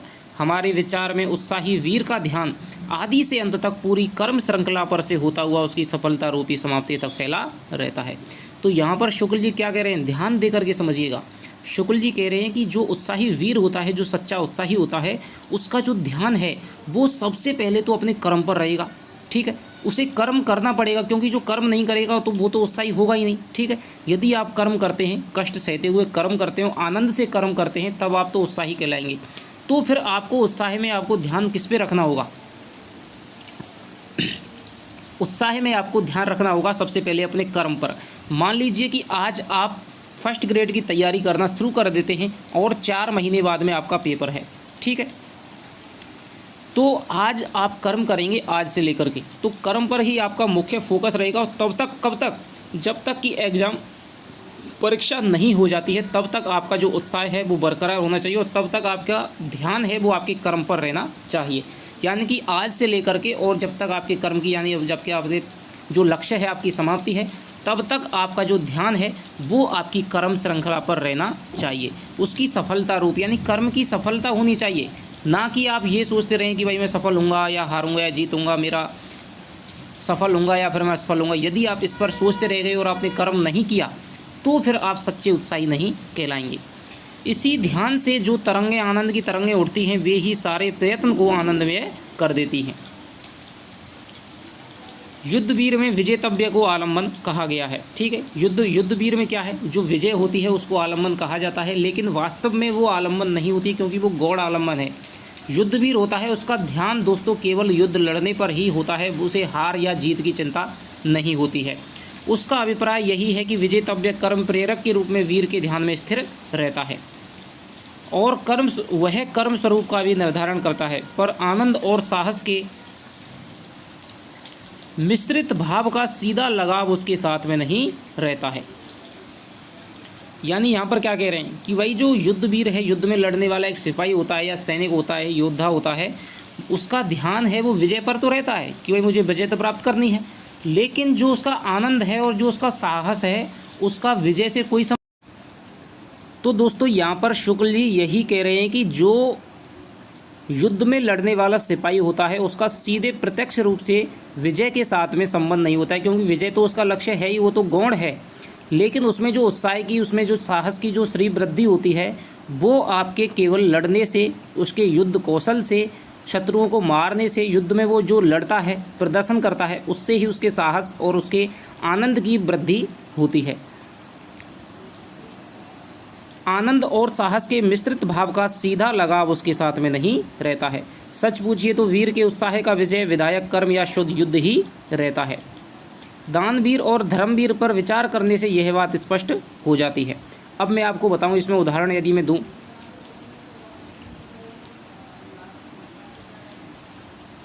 कि जो योद्धा होता है, मान लीजिए कि अभिमन्यु का यदि मैं उदाहरण दूं आपको, तो अभिमन्यु को ये पता था कि भाई मुझे चक्रव्यूह वेदना आता है, लेकिन इससे निकलना की कला है वो मैं नहीं जानता हूँ। फिर भी उसने प्रवेश किया, ये उसका साहस हो गया। अंत तक डटा रहा, ये उसकी धीरता हो गई। और आनंद के साथ में उसने ये नहीं सोचा कि मैं हारूंगा या मैं जीतूंगा, ठीक है। उसका जो ध्यान था वो अपनी हार या जीत पे नहीं था, उसका ध्यान था केवल अपने लड़ने पर, केवल अपने युद्ध पर। और जब तक उसकी सांस चली थी तब तक वो लड़ता रहा था। तो ये दोस्तों उमंग के साथ में लड़ता रहा था, जोश के साथ में लड़ता रहा था। तो यहाँ पर इसी प्रकार जो युद्धवीर होता है, जो उत्साही होता है, उसका जो ध्यान है वो प्रत्यक्ष रूप से अपने कर्म पर ही केंद्रित होना चाहिए। यदि उसने कर्म पे ध्यान केंद्रित नहीं रहा, उसने परिणाम पे ध्यान केंद्रित किया, तो फिर दोस्तों उसके सफलता में उतनी थोड़ी सी संदेह उत्पन्न होने लग जाता है। इसी प्रकार गीता में कहा गया है, कर्मण्यवादी कारस्ते मां फलेषु कदाचन, यानी कि आप कर्म करो, फल की इच्छा मत करो। ये बात नहीं है कि उन्होंने लक्ष्य कि भाई आप कोई अनाप शनाप कर्म करो, फल देखो ही मत, क्या है लक्ष्य। मान लीजिएगा अनाप शनाप किताबों को पढ़ते जा रहे हैं और ध्यान ही नहीं है हम किसका पेपर देने वाले हैं, ये बात नहीं कही है। उन्होंने कहा है कि एक बार अनुभवों से अपने से सीख लो, एक बार अपना लक्ष्य डिसाइड करो कि भाई हाँ मुझे इसकी तैयारी करनी है, और फिर सोचो मत कि भाई मेरा सिलेक्शन होगा या नहीं होगा। निराश हो जाते हैं, तैयारी छोड़ देते हैं बीच बीच में 10-10 दिन तक। तो ये बात है वो कही गई है कि आप कर्म को करते रहिए, कर्म पर अपना ध्यान है वो रखिए, ठीक है। तो यहाँ पर वही गीता भाव है, यहाँ पर शुक्ल जी की पंक्तियों में दिखाई दे रहा है। कर्म पर यदि आप ध्यान रखेंगे तो फल तो आज नहीं तो कल तो मिल ही जाएगा, निश्चित है, ठीक है। मान लीजिए आप किसी पेड़ पर आम लटक रहा है और आप केवल ध्यान दे रहे हैं, ठीक है, तो आपको आपके अंदर उत्साह है भाई मुझे आम खाना है, आम खाना है, लेकिन आप कर्म नहीं कर रहे हैं, केवल आप ध्यान दे रहे हैं फल पर ही, फल पर, तो फल टूट कर नहीं आएगा। आपको थोड़ा सा पेड़ पर चढ़ना होगा, तोड़ना पड़ेगा, या फिर कंकड़ पत्थर मारने पड़ेंगे, तब आपको आम की प्राप्ति है वो होगी। तो एक बार में नहीं है, लेकिन 10 बार में निश्चित किसी ना किसी बार में तो आपकी होगी। तो आपको अपने लक्ष्य पर ही ध्यान केंद्रित करना होगा, जो आपका कर्म है, ठीक है। दान दयावश, श्रद्धावश या कीर्ति लोभवश दिया जाता है। यदि श्रद्धावश ध्यान दिया जा रहा है तो दान पात्र वास्तव में श्रद्धा का, और यदि दयावश दिया जा रहा है तो पीड़ित पात्र है। यथार्थ में दया का विषय आलम्बन ठहरता है। अतः उस श्रद्धा या दया की प्रेरणा से जिस कठिन या दुस्साध्य कर्म की प्रवृत्ति होती है, उसी की ओर उत्साही का साहसपूर्ण आनंद उन्मुख कहा जाता है। जान लीजिए, यानी आप किसी को भी दान दे रहे हैं, मंदिर में आपने दान दिया, आपने किसी पीड़ित यानी किसी भिखारी को, भिक्षुक को आपने दान दिया, तो वो भिक्षुक तो आलम्बन हो ही गया, ठीक है। उसकी वजह से आपके अंदर है वो थोड़ा सा दान की भावना जगी थी या फिर दया की भावना जगी थी। लेकिन आपको उस दान देने में यदि मज़ा आ रहा है, आनंद आ रहा है, तो फिर आप उत्साह है, ठीक है। उस देने में आपका ध्यान है वो होना चाहिए। अतः और रसों में आलम्बन का स्वरूप जैसा निर्दिष्ट रहता है यानी दिखाई देता है, वैसा वीर रस में नहीं है। बात यह है कि उत्साह एक यौगिक भाव है जिसमें साहस और आनंद का मेल रहता है। तो शुक्ल जी शुरू से यही बात कह रहे हैं कि उत्साह है वो आपके साहस होना चाहिए और उसमें आनंद होना चाहिए, कर्म होना चाहिए, ठीक है, और कष्ट होने चाहिए। इन सभी का मिश्रित भाव आपके उत्साह कहलाता है।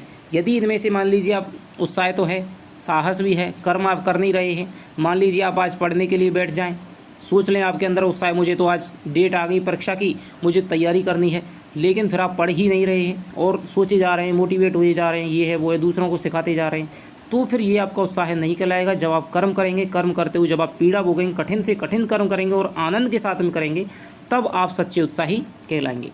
जिस व्यक्ति या वस्तु पर प्रभाव डालने के लिए वीरता दिखाई जाती है, उसकी ओर उन्मुख कर्म होता है, ठीक है। जिस व्यक्ति या वस्तु पर प्रभाव डालने के लिए वीरता दिखाई जाती है, उसकी ओर उन्मुख कर्म होता है। कर्म की ओर उन्मुख उत्साह नामक भाव होता है। बहुत ही गहरी बात है, ठीक है। क्या कह रहे हैं कि मान लीजिए किसी व्यक्ति की वजह से आपके अंदर उत्साह हो गया, मान लीजिए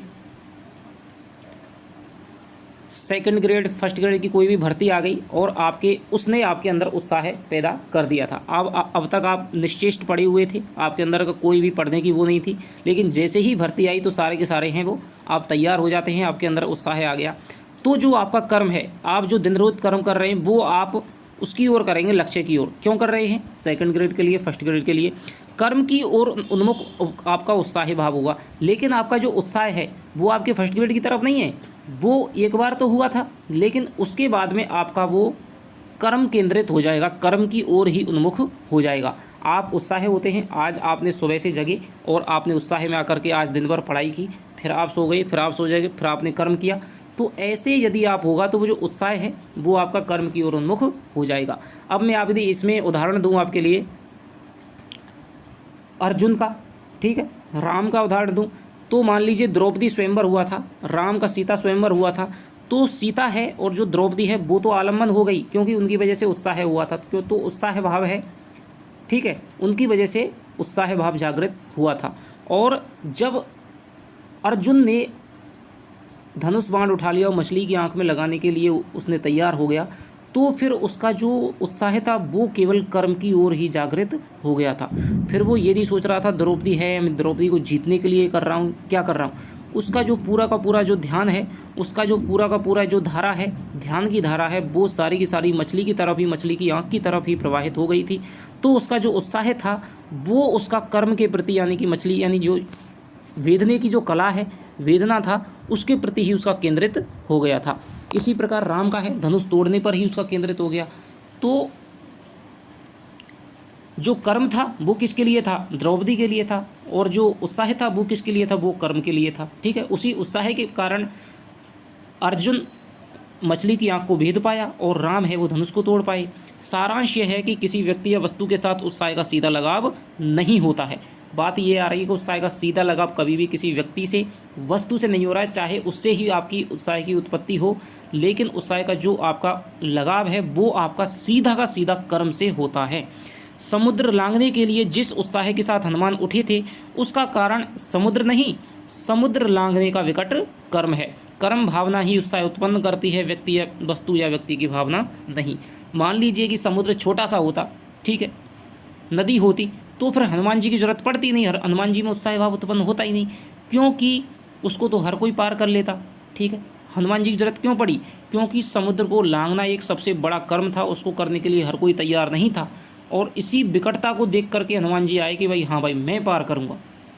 तो यही है, तो समुद्र तो एक गौण हो गया, ठीक है। तो हनुमान जी के जो उत्साह का भाव था वो उसके कर्म के प्रति, जो विकट कर्म था कि इतने बड़े समुद्र को 100 योजन के 400 योजन के समुद्र को पार करना है, ठीक है, तो ये आपका विकट कर्म था, उसके प्रति उनका उत्साह है वो था। किसी कर्म के संबंध में जहाँ आनंदपूर्ण तत्परता दिखाई पड़े हम उसे उत्साह कह देते हैं। कर्म के अनुष्ठान में जो आनंद प्राप्त होता है उसका विधान 3 रूपों में दिखाई देता है। तो यहाँ पर दोस्तों एक वेरी इंपॉर्टेंट क्वेश्चन बन गया है कि कर्म के अनुष्ठान में उसका विधान कितने रूपों में दिखाई देता है, तो 3 रूपों में दिखाई देता है। कर्म भावना से उत्पन्न, यानी कि आप जो कर्म कर रहे हैं उसमें आपका आनंद होना चाहिए, सीधी सी बात है, और कष्ट सहते हुए आपका आनंद हो, यदि उसमें कष्ट भी मिल रहे हैं उस कर्म को करने में, तो फिर आपका उत्साह है, जितना ज़्यादा कष्ट होगा, जितना ज़्यादा आनंद होगा, उसी प्रकार का आपका उतना बड़ा उत्साह दिखाई देगा। नंबर 1 है आपका कर्म भावना से उत्पन्न, फल भावना से उत्पन्न और आगंतुक अथवा विषयांतर भावना से प्राप्त। तो यहाँ पर आनंद है, आनंद को कितने भागों में उसका विधान किया गया है, 3 रूपों में। कि एक तो आप कर्म करे जा रहे हैं, उस कर्म को करने से, मान लीजिए आप 10 घंटे पढ़ रहे हैं, रोज़ 10 घंटे पढ़ रहे हैं, 12 घंटे पढ़ रहे हैं, तो आपको ये शांति मिलती है कि हाँ भाई मैं 10 घंटे पढ़ रहा हूँ, कोई दिक्कत नहीं, ठीक है। फल भावना से उत्पन्न, और एक ये है, मान लीजिए कि आपको फल की प्राप्ति लग रही है कि भाई मुझे तो फल की प्राप्ति निश्चित रूप से हो जाएगी, आपके फल की वजह से आप है कर्म करे जा रहे हैं। एक छोटा बच्चा होता है, सुनिए, एक छोटा बच्चा होता है, उससे कोई काम करने के लिए कहते हैं तो उससे कहते हैं कि भाई आज तू ये काम कर दे, मैं तो उसको 5 रुपये दे दूंगा, ठीक है, हम करते थे ना अपने समय में। तो ये है वो फल भावना से उत्पन्न है। उसे उत्साह क्यों है, क्योंकि उसे पता है कि मुझे 5 रुपये मिलने वाले हैं, टॉफ़ी मिलने वाली है, ठीक है, फलानी खिलौना मिलने वाला है, तो फिर वो काम को कितनी जल्दी से करता है। तो ये हो गया आपके फल भावना से उत्पन्न।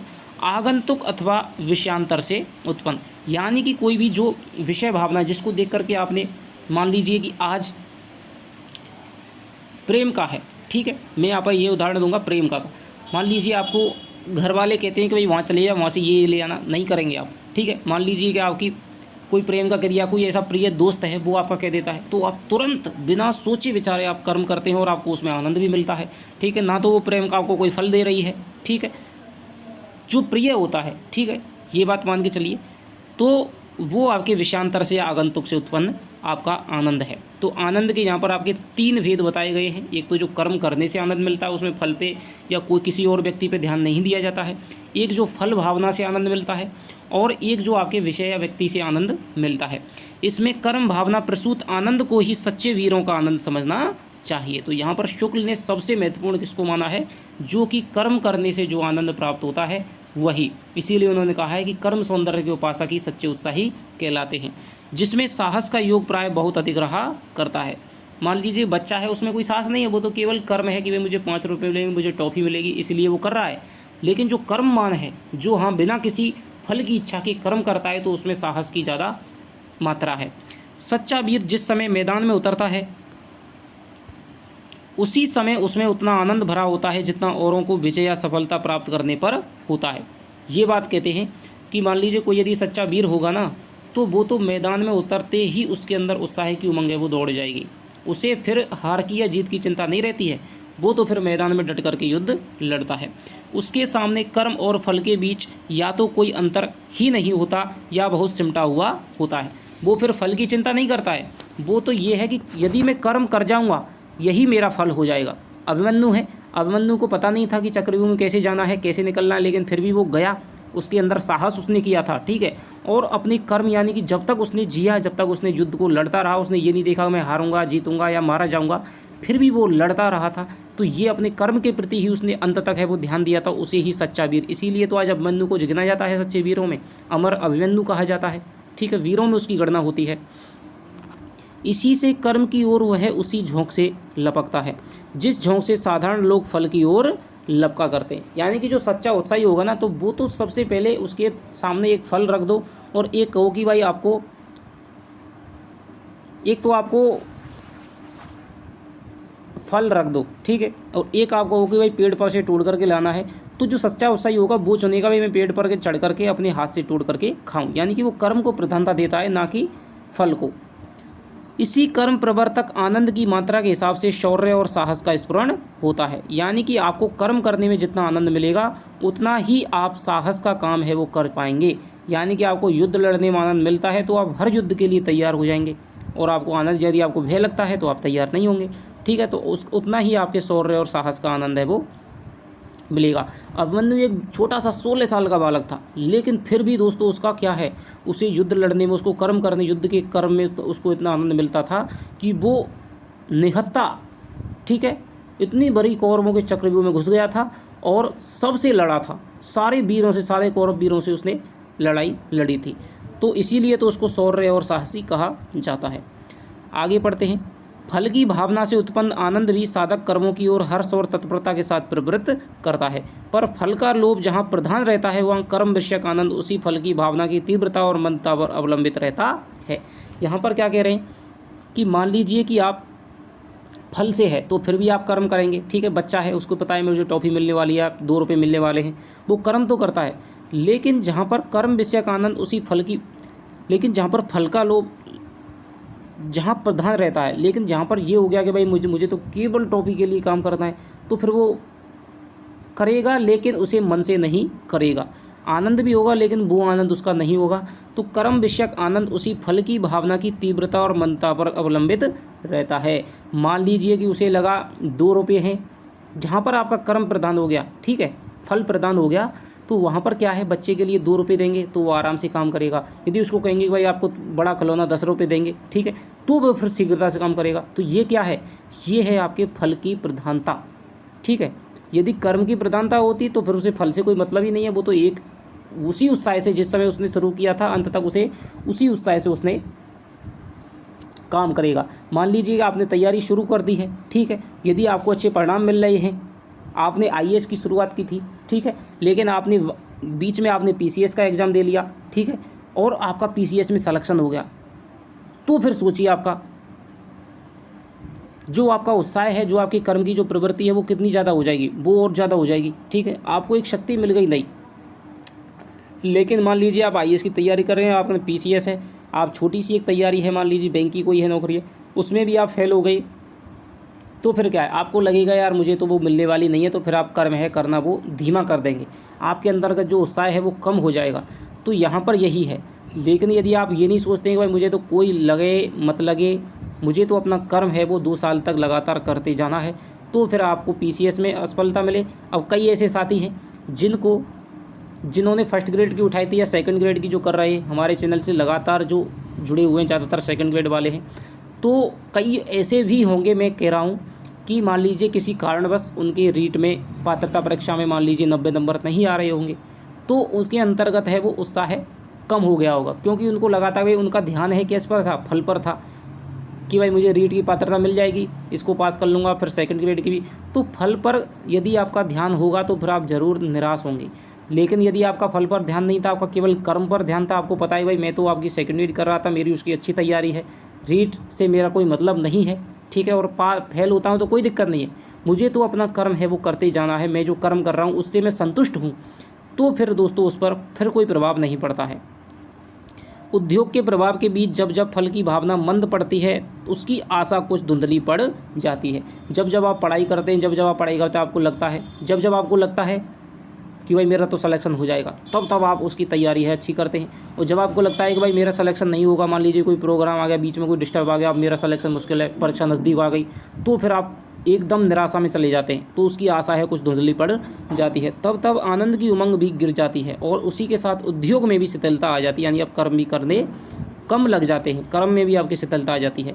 पर कर्म भावना प्रधान उत्साह बराबर एक रस रहता है, यानी आज से आपने जिस तरह शुरुआत किया है और अंत तक आप फल पर ध्यान ही नहीं देते हैं, फलासक्त उत्साही असफल होने पर खिन्न और दुखी होता है। यही बात है कि मान लीजिए आपने तैयारी की थी, भाई मेरा इस उद्देश्य को लेकर मेरा तो सेकंड ग्रेड में सिलेक्शन होना ही चाहिए, लेकिन आपका नहीं हुआ, तो फिर आप दुखी और खिन्न हो जाएंगे। लेकिन जो कर्मवीर है, जो अपना काम कर्म पर ध्यान रखता है, वो क्या कहेगा, मान लीजिए वो असफल भी हो जाता है, वो कहेगा भाई मैंने पूरे ढंग से, मैंने अपने पूरे उत्साह के साथ में कर्म किया था, ये भगवान की इच्छा थी, उसने दिया नहीं दिया, लेकिन मैं अपने कर्म से संतुष्ट था, मुझे कोई भी दुख नहीं है, आगे फिर से मैं मेहनत करूँगा, आगे फिर से कर्म करूँगा। पर कर्मासक्त उत्साही केवल कर्मानुष्ठान के पूर्व की अवस्था में, कर्मासक्त जो उत्साही है केवल कर्मानुष्ठान के पूर्व की अवस्था में हो जाता है। अतः हम कह सकते हैं कि कर्म भावना प्रधान ही उत्साह ही सच्चा उत्साह है। आपसे यदि क्वेश्चन पूछा जाए कि आचार्य शुक्ल ने किसको श्रेष्ठ उत्साह सच्चा उत्साह कहा है, कर्म भावना फल प्रधान या विषयांतर भावना प्रधान, तो आपको याद रखना है कर्म भावना प्रधान को ही उन्होंने सच्चा उत्साह की संज्ञा दी है। फल भावना प्रधान उत्साह तो लोभ का ही एक प्रच्छन्न रूप है। यदि आप फल के कारण, यदि आप ये सोचते हैं कि भाई आईएएस की बड़ी नौकरी है, ठीक है, और मैं इसे प्राप्त कर लूँगा तो ये हो जाएगा, मेरे पास गाड़ी हो जाएगी, एक जिले का मालिक, तो ये जो चीज़ है ये दोस्तों आपकी एक लोभ का ही एक परिणाम होगा, ठीक है। कई बार क्या है, लोग छोटे सी चीज़ के लिए आप आईएएस बड़ी बड़ी नौकरियों को भी छोड़ देते हैं, ठीक है, तो वहाँ पर तो क्या है, उनको कर्म, उन्होंने सफलता से असफलता से लाभ से हानि से उन्हें कोई मतलब नहीं है, उन्हें तो अपना कर्म करना है।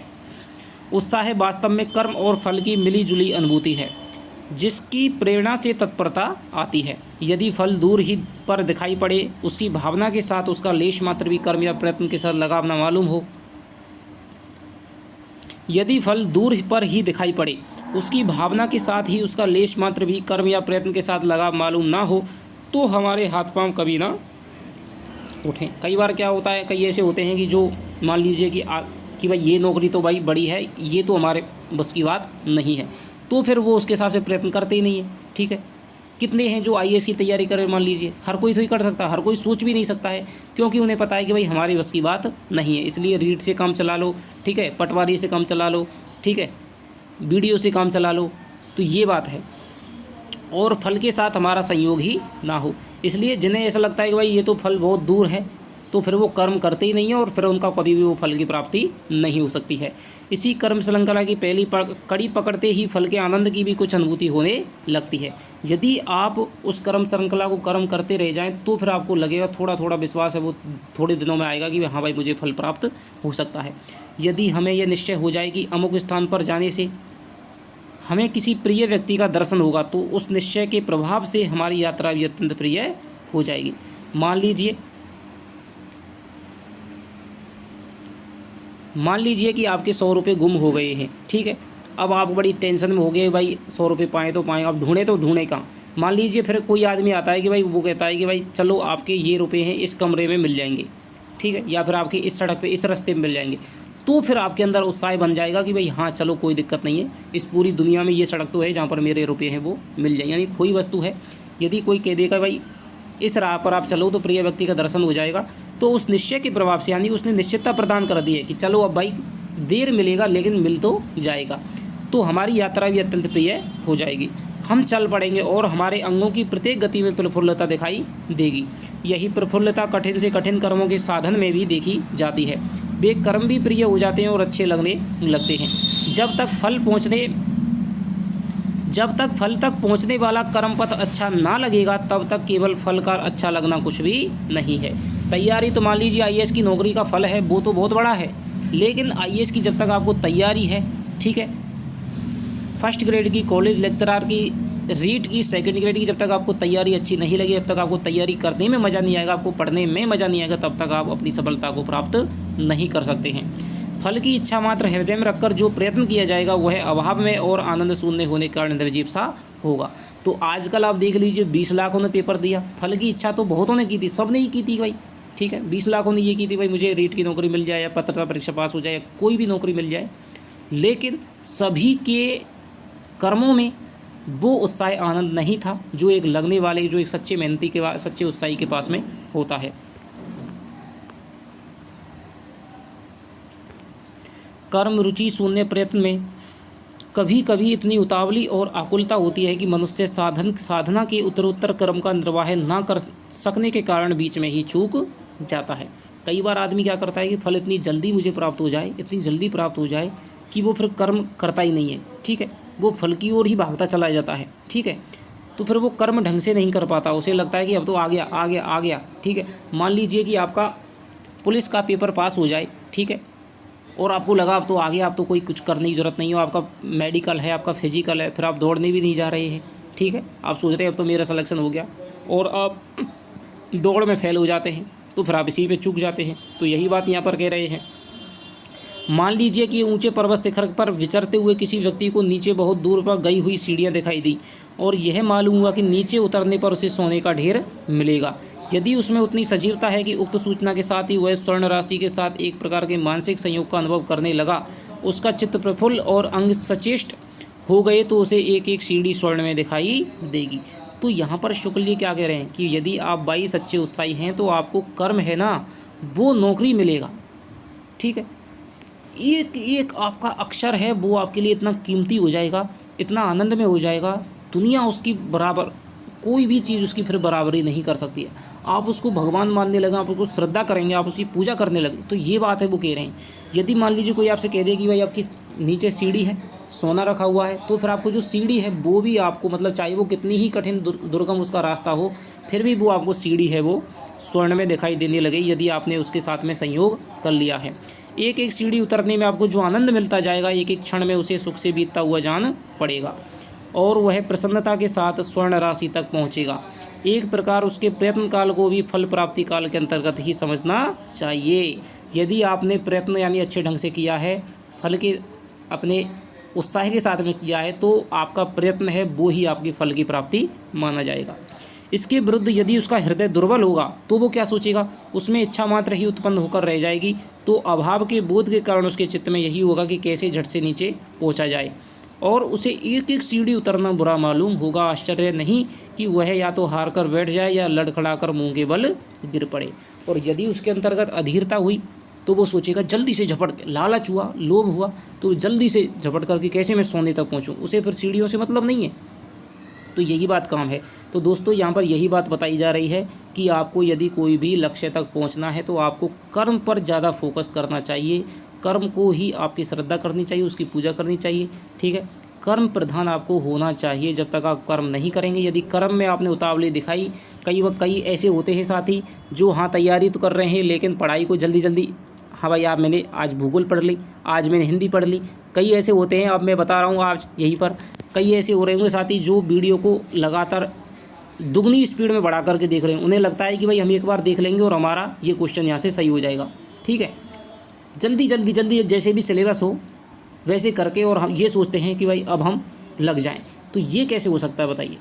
एक एक चीज़ को आप ढंग से सुनिए, ठीक है। जितना मैं मेहनत कर रहा हूँ कम से कम उतनी तो आप मेहनत अपने लिए कर सकते हैं।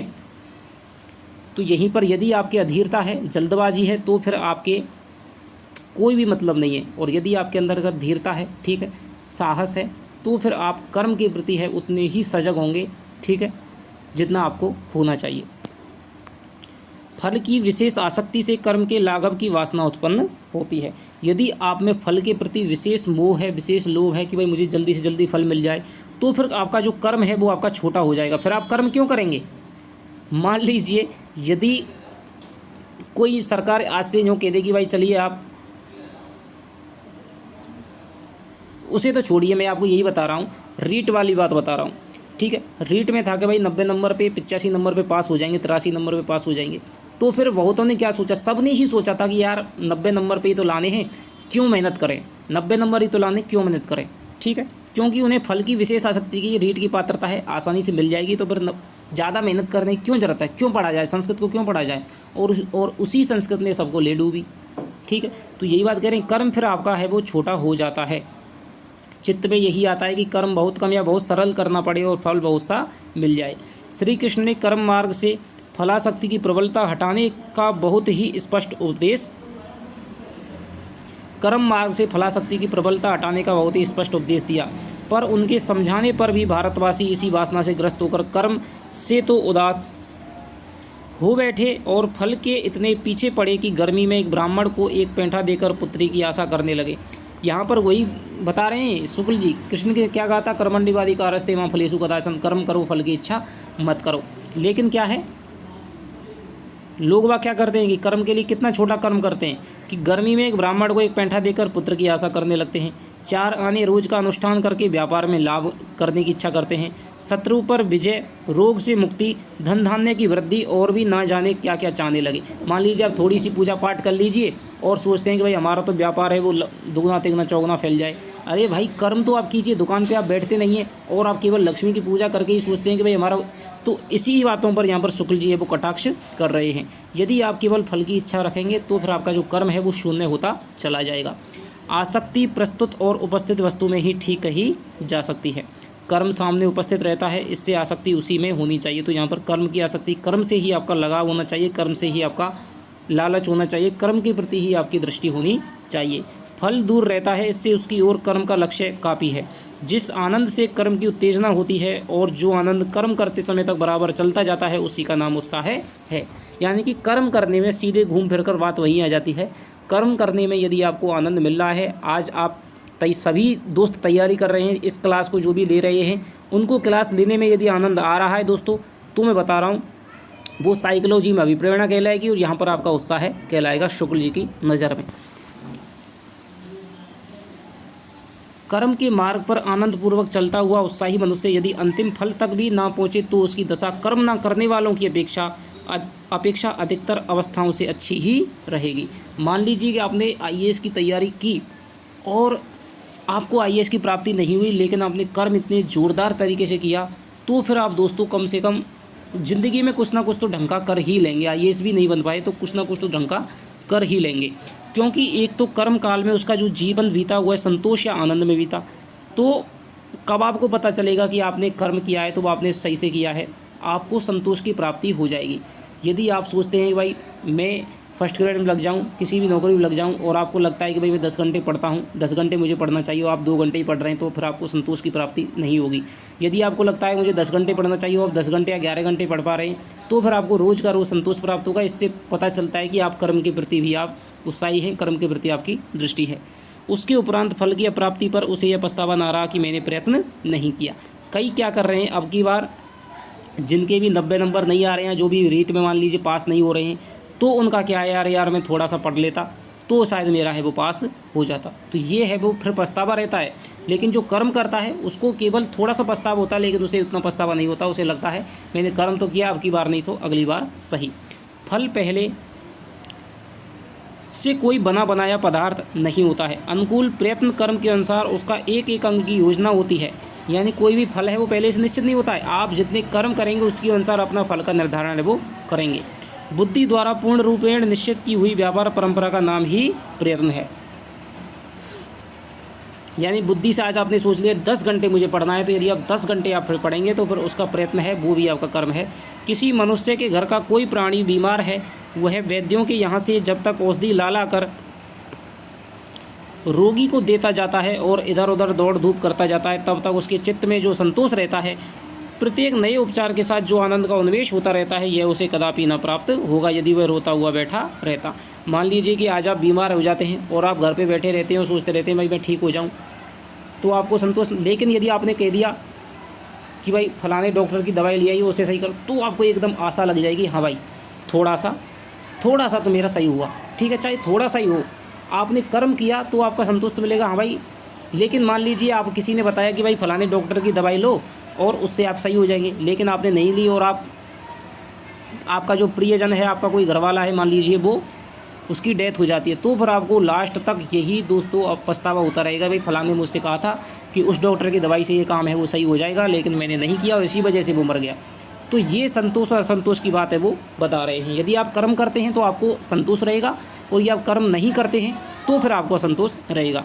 प्रयत्न की अवस्था में उसके जीवन का जितना अंश संतोष, आशा और उत्साह में बीता, अप्रयत्न की दशा में उतना ही अंश केवल शोक और दुख में कटता। इसके अतिरिक्त रोगी के ना अच्छे होने की दशा में वह आत्मग्लानि के उस कठोर दुख से बचा रहेगा, जो उसे जीवन भर यह सोच सोच कर होता कि मैंने पूरा प्रयत्न नहीं किया। तो दोस्तों 4 महीने हैं, आप कितना प्रयत्न करते हैं यही आप सोचते रखिए, ठीक है। कई बार ऐसा होता है कि कई बार हमें थोड़ा सा यदि प्रयत्न कर लेते तो यार शायद हम पिछली बार सिलेक्शन हमारा हो जाता, तो फिर यही आप सोचते रहेंगे यार हमने थोड़ा सा पढ़ाई कर लेते, उन दिनों को यदि नहीं निकालते। तो इसी से बचने के लिए आप मेहनत कर लीजिए, 4 महीने की बात है। कर्म में आनंद अनुभव करने वालों का नाम ही कर्मण्य है। तो यहाँ पर आपका प्रश्न बन जाएगा कि कर्मण्य किसको कहा है? जो कर्म में आनंद अनुभव करते हैं। धर्म और उदारता के उच्च कर्मों के विधान में ही ऐसा दिव्य आनंद भरा है कि कर्ता को वे कर्म ही फल स्वरूप लगते हैं।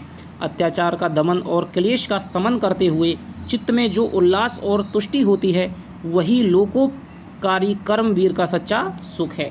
मान लीजिए कि आपको जब जब संतोष होता है कि भाई मुझे ये कर्म किया मैंने और मुझे संतोष की प्राप्ति हुई, मुझे सुख की प्राप्ति हुई, तो वही आपका सच्चा उत्साह है। और यदि आपको किसी भी कर्म में करने पर दोस्तों यदि आपको असंतुष्टि मिलती है, ठीक है, यदि आपको अफसोस होता है उसको बाद में करने पर, तो फिर आपका वो कर्म आपको नहीं करना चाहिए था। उसके लिए सुख तब तक के लिए रुका नहीं रहता जब तक कि फल प्राप्त ना हो जाए, बल्कि उसी समय थोड़ा थोड़ा करके मिलने लगता है कि जब से वह कर्म की ओर हाथ बढ़ाता है। तो जो उत्साही होता है, जिसे कर्म में आनंद मिलता है, तो उसे पहले दिन से ही उसे फल की प्राप्ति होने लग जाती है। कभी कभी आनंद का मूल विषय तो कुछ और रहता है, पर उस आनंद के कारण एक ऐसी स्फूर्ति उत्पन्न होती है जो बहुत से कामों की ओर हर्ष के साथ में अग्रसर करती है। इसी प्रसन्नता और तत्परता को देख लोग कहते हैं कि वे काम बड़े उत्साह से किए जा रहे हैं। यदि किसी मनुष्य को बहुत सा लाभ हो जाता है या उसकी कोई बड़ी भारी कामना पूर्ण हो जाती है, तो जो काम उसके सामने आते हैं उन सबको वह बड़े हर्ष और तत्परता के साथ में करता जाता है। उसके इस हर्ष और तत्परता को लोग उत्साह ही कहते हैं। मान लीजिए किसी ने कर्म किया, ठीक है, छोटी नौकरी लग गया, फिर आप बड़ी जो तैयारी करेंगे दोस्तों, सोच लीजिए आप किस तरीके से करेंगे। तो यही बात यहाँ पर कह रहे हैं। इसी प्रकार किसी उत्तम फल या सुख प्राप्ति की आशा या निश्चय से उत्पन्न आनंद फलोन्मुख प्रयत्नों के अतिरिक्त और दूसरे व्यापारों के साथ संलग्न होकर उत्साह के रूप में दिखाई देता है। यदि आपको किसी भी फल की प्राप्ति की आशा है, ठीक है, और उसके लिए कर्म जो कर रहे हैं उनसे आपको आनंद मिल रहा है, तो जो दूसरे काम भी होंगे उसमें भी आपका है वो उत्साह दिखाई पड़ेगा। यदि हम किसी ऐसे उद्योग में लगे हुए हैं जिससे आगे चलकर हमें बहुत सा लाभ या सुख की आशा है, तो हम उस उद्योग को तो उत्साह के साथ करते ही हैं, बल्कि अन्य कार्यों में प्राय अपना उत्साह दिखाई दे देते हैं। मान लीजिए कि आपको लगता है कि यार मैं पढ़ता नहीं हूँ, तो जिस दिन आप पढ़ लेते हैं तो आपको लगता है कि यार और काम भी मेरे अच्छे होते हैं। मान लीजिए आप सुबह सुबह जग करके, ठीक है, सुबह सुबह जग करके आपने थोड़ा सा घूमे आए, थोड़ा सा आपने व्यायाम वगैरह कर लिए, योग वगैरह करके आपने पढ़ने बैठ गए, तो फिर आपकी जो दिन भर के सारे काम हैं वो आपके अच्छे होंगे। ये बात आप सोच लीजिए। तो जो एक प्रकार का उत्साह दिखाता है, एक प्रकार के काम में यदि उसको आनंद मिलता है, ठीक है, तो फिर अन्य काम भी उसके आनंद से ही व्यतीत होते हैं। यह बात उत्साह में नहीं बल्कि अन्य मनोविकारों में बराबर पाई जाती है। यदि हम किसी को मान लीजिए लालच में, एक काम में लालच दिखा रहे हैं तो फिर हर चीज़ में लालच होगा। एक काम में मान लीजिए हम क्रोध दिखा रहे हैं तो फिर हर चीज़ में हमें क्रोध करना पड़ेगा। तो ये बात है वो बता रहे हैं। यदि हम किसी बात पर क्रुद्ध बैठे हैं और इसी बीच में कोई दूसरा आकर हमें कोई बात सीधी तरह भी पूछता है तो हम उस पर भी झुंझला उठते हैं। इस झुंझलाहट का ना तो कोई निर्दिष्ट कारण होता है और ना ही उद्देश्य। यह केवल क्रोध की स्थिति में व्याघात को रोकने की क्रिया है, क्रोध की रक्षा का प्रयत्न है। इस झुंझलाहट द्वारा हम ये प्रकट कर रहे हैं कि हम क्रोध में हैं और क्रोध में ही रहना चाहते हैं। क्रोध को बनाए रखने के लिए हम उन बातों में भी क्रोध ही संचित करते हैं जिनसे दूसरी अवस्था में हम विपरीत भाव प्राप्त करते हैं। इसी प्रकार यदि हमारा चित्त किसी विषय में उत्साहित रहता है तो हम अन्य विषयों में भी अपना उत्साह दिखाई देते हैं। आपने देखा होगा कि जिनका कोई कलाकार है, मान लीजिए एक बार में उसका उत्साह बहुत बड़ा है, तो फिर अन्य चीज़ों में भी दोस्तों, अन्य घर के छोटे कामों में सुबह जल्दी जगना, उसकी अन्य चीज़ अपने आप ही व्यवस्थित हो जाती हैं। एक साधे सब सधे, सब साधे सब जाए। ठीक है, यदि आप एक को साध लेते हैं, कबीरदास ने कहा यदि आप एक को साध लेते हैं तो फिर आपका सब है वो सध जाता है। ठीक है, तो यही बात कह रहे हैं कि आप एक को साध लीजिए। एक काम में यदि आप उत्साह दिखा देंगे फिर सारे कामों में आपका उत्साह हो जाएगा। मान लीजिए आप सुबह नहीं जगते हैं, ठीक है, सुबह आपको जगने में आलस्य आता है, योग वगैरह दौड़ने जाने में मान लीजिए आलस्य आता है, ठीक है, पढ़ने में आपको आलस्य आता है। यदि आपने पढ़ाई को साध लिया, पढ़ाई करने में आपको यदि उत्साह है तो फिर दोस्तों आपके छोटे मोटे जगना है ये तो आपके अपने ही काम आराम से हो जाएंगे। यदि हमारा मन बढ़ा हुआ रहता है तो हम बहुत से काम प्रसन्नतापूर्वक करने के लिए तैयार हो जाते हैं। इसी बात का विचार करके सलाम साधक लोग हाकिमों से मुलाकात करने से पहले अर्दलियों से उनका मिजाज पूछ लिया करते हैं। तो ये क्या कह रहे हैं, मान लीजिए आप किसी से मिलने गए, बड़े अफसर से मिलने गए, ठीक है, सलाम साधक लोग हाकिमों से, यानी कि जो बड़ा हाकिम है यानी बड़ा अफसर है, उससे मुलाकात करने से पहले अर्दली यानी जो उसका कर्मचारी है, जो उसका साथी है, ठीक है, जो उसका पीए रहता है, उससे उसका मूड पूछ ले। मान लीजिए आप किसी बड़े आदमी से किसी गलत समय पे मिलने पहुंच गए तो फिर आपकी जो मुलाकात है वो सफल नहीं हो पाएगी। और यदि आपने छोटे लोगों से उसका जो पीए है उससे उसका मूड पूछ ले कि सर का मूड कैसा है, ठीक है, अच्छा है या बुरा है, ठीक है। कई बार इंटरव्यू भी इसलिए फेल हो जाते हैं क्योंकि इंटरव्यू लेने वालों का मूड ख़राब नहीं होता है। कई बार परीक्षक इसलिए कॉपी गलत जांच देता है क्योंकि उसका मूड ख़राब होता है, ठीक है। लड़ाई हो जाती है किसी वजह से भी, उसका मूड ख़राब हो, आपकी कॉपी चले गई तो और को तो दिए थे 80 नंबर, आपको मिले थे 50 नंबर, तो ये आपका फ़र्क पड़ता है, ठीक है। तो यही दोस्तों उत्साह की बात होती है। जब आप एक काम में उत्साह दिखाते हैं तो आपके अन्य कामों में भी आपका उत्साह दिखाई देता है। यदि आप एक काम में क्रोध दिखाएंगे तो अन्य काम फिर से आपको सभी कामों में क्रोध दिखाई देगा, ठीक है। तो ये आपका दोस्तों आपका उत्साह निबंध हो गया। तो आशा करता हूँ कि दोस्तों जितना मेरे से हो पाया मैंने आपको उतना कराने का प्रयास किया है। यदि आपने एक बार ये इस तरह से पढ़ लिया तो आपको दोबारा से दोस्तों उत्साह पढ़ने की आपको ज़रूरत नहीं पड़ जाएगी। लेकिन फिर भी यदि आपको किसी भी पंक्ति में समझ में नहीं आई हो तो फिर मैं ये कहता हूँ आप मुझे टेलीग्राम पर मैसेज करें, ठीक है। कोई भी यदि पंक्ति है यदि आपको नहीं समझ में आ रही है तो फिर आप पूछ सकते हैं, ठीक है, कमेंट में आप लिख सकते हैं। जब मैं आपको क्वेश्चन आंसर वगैरह कराऊंगा, ठीक है, विचार विश्लेषण उसका कराऊंगा तो फिर मैं आपको उस चीज़ की और व्याख्या कर दूंगा, ठीक है। और इसके क्वेश्चन है दोस्तों वो आपके लाइन से ही बनते हैं, जैसे कर्म के आधार पर आनंद की कितनी श्रेणी है, ठीक है। मनीष मीमांसकों ने जो उत्साह है उसको कितने भागों में बांटा है, दानवीर, युद्धवीर, दयावीर, धर्मवीर, ठीक है। और जो स्थान भय में दुख वर्ग में भय का है वही स्थान आनंद वर्ग में उत्साह का है। कर्म, सौंदर्य, सच, ऐसी जो पंक्तियाँ उनमें खाली जगह दे देगा। छोटे छोटे प्रश्न यहाँ से आपके बनेंगे, ठीक है। तो सारे प्रश्न हैं वो मैं आपको करा दूँगा, आपको कोई भी दिक्कत नहीं है, समझ में आना चाहिए। यदि कोई समझ में बेस यदि आपका क्वेश्चन है तो फिर वो आपको करना आना चाहिए। तो एक बार में समझ नहीं आया दोस्तों, 2 बार वीडियो को देखना, 2 बार के बाद में आपको देखने की ज़रूरत नहीं पड़ेगी। चिंतामणि वगैरह आपको कुछ भी खरीदने की ज़रूरत नहीं है, मैं इसकी PDF है वो आपको ग्रुप में भेज दूंगा। यदि आप अभी तक हिंदी हब ऑफिशियल के ग्रुप से नहीं जुड़े हैं तो डिस्क्रिप्शन में लिंक है, जुड़ जाइएगा। तो चलिए आपसे मिलता हूँ अगले निबंध के साथ में, तब तक के लिए दोस्तों बाय बाय, जय हिंद, जय भारत।